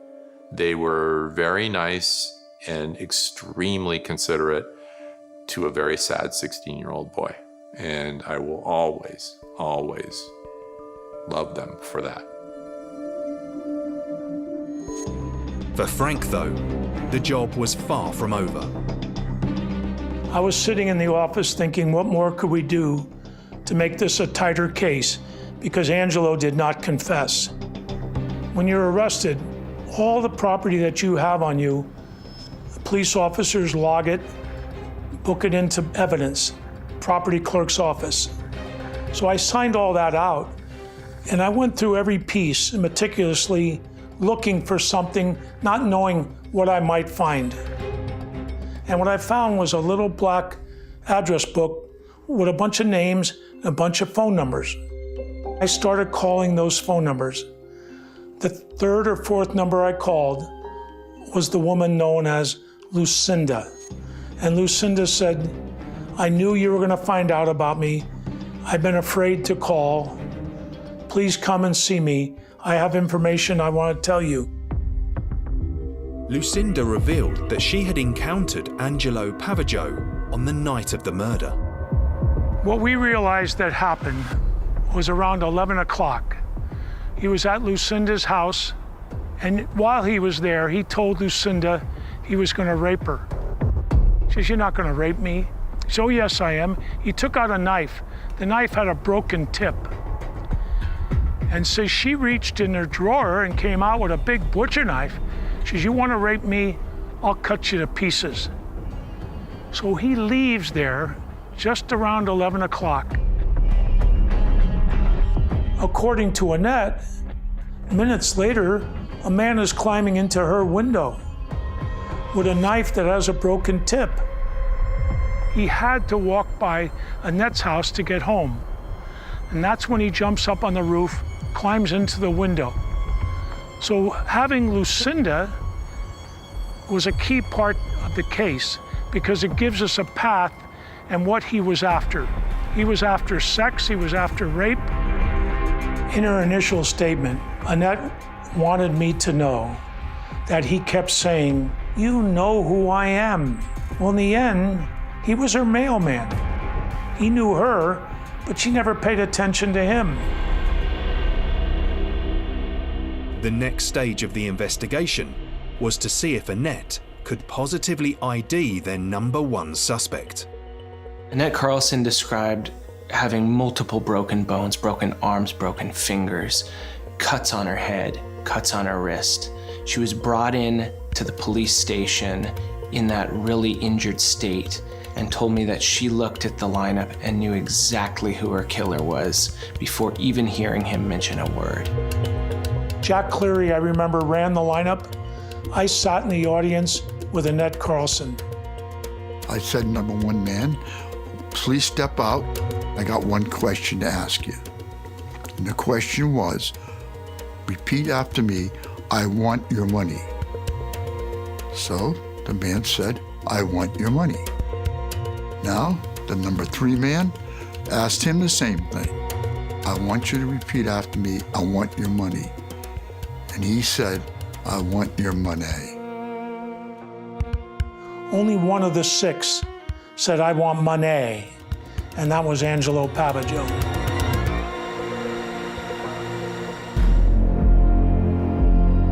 Just over 3 weeks after the vicious murder of Frank Carlson and violent assault of his wife Annette, detectives Jack Cleary and Frank Falzon had arrested and charged their prime suspect, Angelo Pavageau.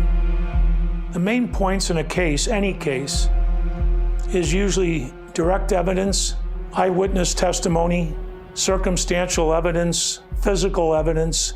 So this case, we had eyewitness testimony, we had the ring, we had Frank, the man that took the ring from Angelo and bought it from him.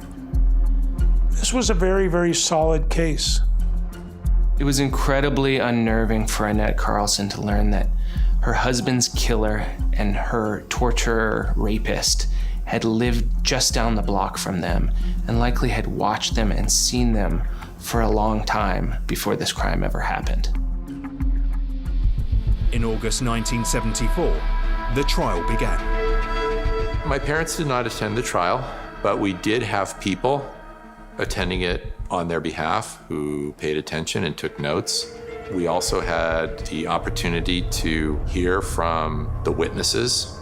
In this case, Annette was the main witness, how the process was playing out. And of course, the court reporters, the newspaper reporters that were reporting on the activity basically on a daily basis. Defense attorney started out, he says, Mrs. Carlson, the tragedy you went through, losing your husband, Frank Carlson, and then what you went through, Mrs. Carlson, that terrible tragedy you suffered, injuries. And she said, stop, sir. The person that caused all this is sitting next to you. There's air went out of the courtroom. Absolutely sucked the air out of the courtroom. She was soft-spoken. She was very kind. For somebody that went through what she did and what she witnessed, she just had so much composure. She was the epitome of class. If Annette Carlson had died, who knows if Angelo Pavageau would have ever been identified as her attacker and her husband's killer. We really don't know where the case would have gone. He could have gone on to kill many more people after that. I mean, people don't commit crimes like this and just stop. Despite the damning testimony, Pavageau continued to plead his innocence. His defense was he didn't do it, that this mystery man running down the street dropped a bag that had the jewelry. The mystery man climbed in the window. The mystery man killed Frank Carlson. The mystery man raped Annette for 3 hours. This is a woman that was face to face for 3 hours with this killer. Do you think Annette Carlson would ever forget what that man looked like? Of course not. And the jury knew that. I think him maintaining his innocence speaks to his psychopathy. So he thinks he can get away with this. I don't think there's any remorse there. So this very much fits in with who this person probably is. He's someone who has a hyperinflated sense of his control over a situation, of his intelligence, probably, not particularly intelligent. It was very clear to anyone who had the evidence that he did do this. The jury found Angelo Pavageau guilty of murder in the first degree. They found him guilty of 7 additional felonies. There was a special trial held for the death penalty. That same jury returned a verdict of guilty. Special circumstances. He was sentenced to death.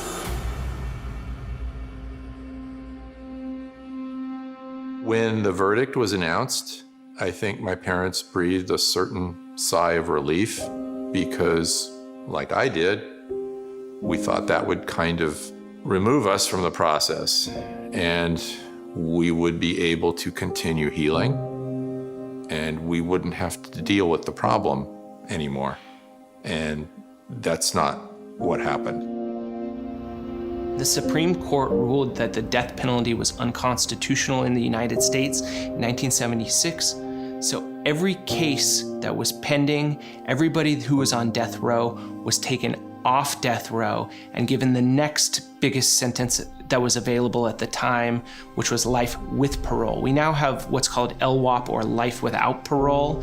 That wasn't an option back then. First parole hearing happened in 1980, so 6 years after the crime was committed. You only hope and pray for somebody like Annette that she could put it behind them. But with him coming up for parole, she never gets a chance to rest. And the family keeps fighting it. People that remember this case keep fighting it. Jack Cleary and I keep fighting it. I interviewed Annette Carlson. It had been more than 40 years since she was victimized. But the way I spoke to her and her reaction to the case, it seemed like it may have happened a couple weeks ago. She was visibly shaken. She was living in perpetual horror. Something as horrific as this blindsides us. It's as if the brain pauses to try and make sense of it. The part of the brain that deals with emotions is also the part of the brain that we kind of consolidate memories with as well. So in many ways, every time you remember that, you feel this pain. It's almost a whole body experience. And it's as if your life becomes the thing before the trauma and after the trauma. Your life is never the same. My name is Elizabeth Carlson, mother of the murdered victim, Frank Carlson, and mother-in-law of Annette, tortured victim. Please, I plead with you to see the truth regarding the prisoner that sits before you. Only in prison can he conform. Only in prison will society be safe. The cries of my heart stay quiet within me, giving me a whole new dimension of grief. Most of us avoid looking at the unbearable, but we do this on an all too frequent basis. Murder is evil and must not be tolerated in a society built on the law. It's the worst of all crimes. We must not be stopped from punishing the guilty.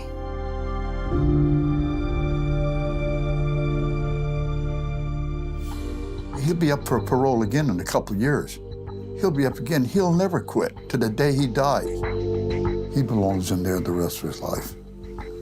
Look what he caused. This is how many years ago now? People are still talking about it. This case rocked Jack and I because this was two people that didn't deserve it. Not that anybody deserves the brutal killing, but definitely not Frank or Annette Carlson. They did not deserve what happened to them. So it touched Jack's life and it touched my life. And it's remained that way all these years. I have a memory of this case that will stay with me until the day I die. What do I think my brother would have done if he was still alive? Well, he would have been a successful journalist. I have no doubt about that. He and Annette would have had children. He would have done good things. I mean, I think their outlook on life was all about helping other people. It's just how they were wired. And it's a tragedy that he is no longer on this earth.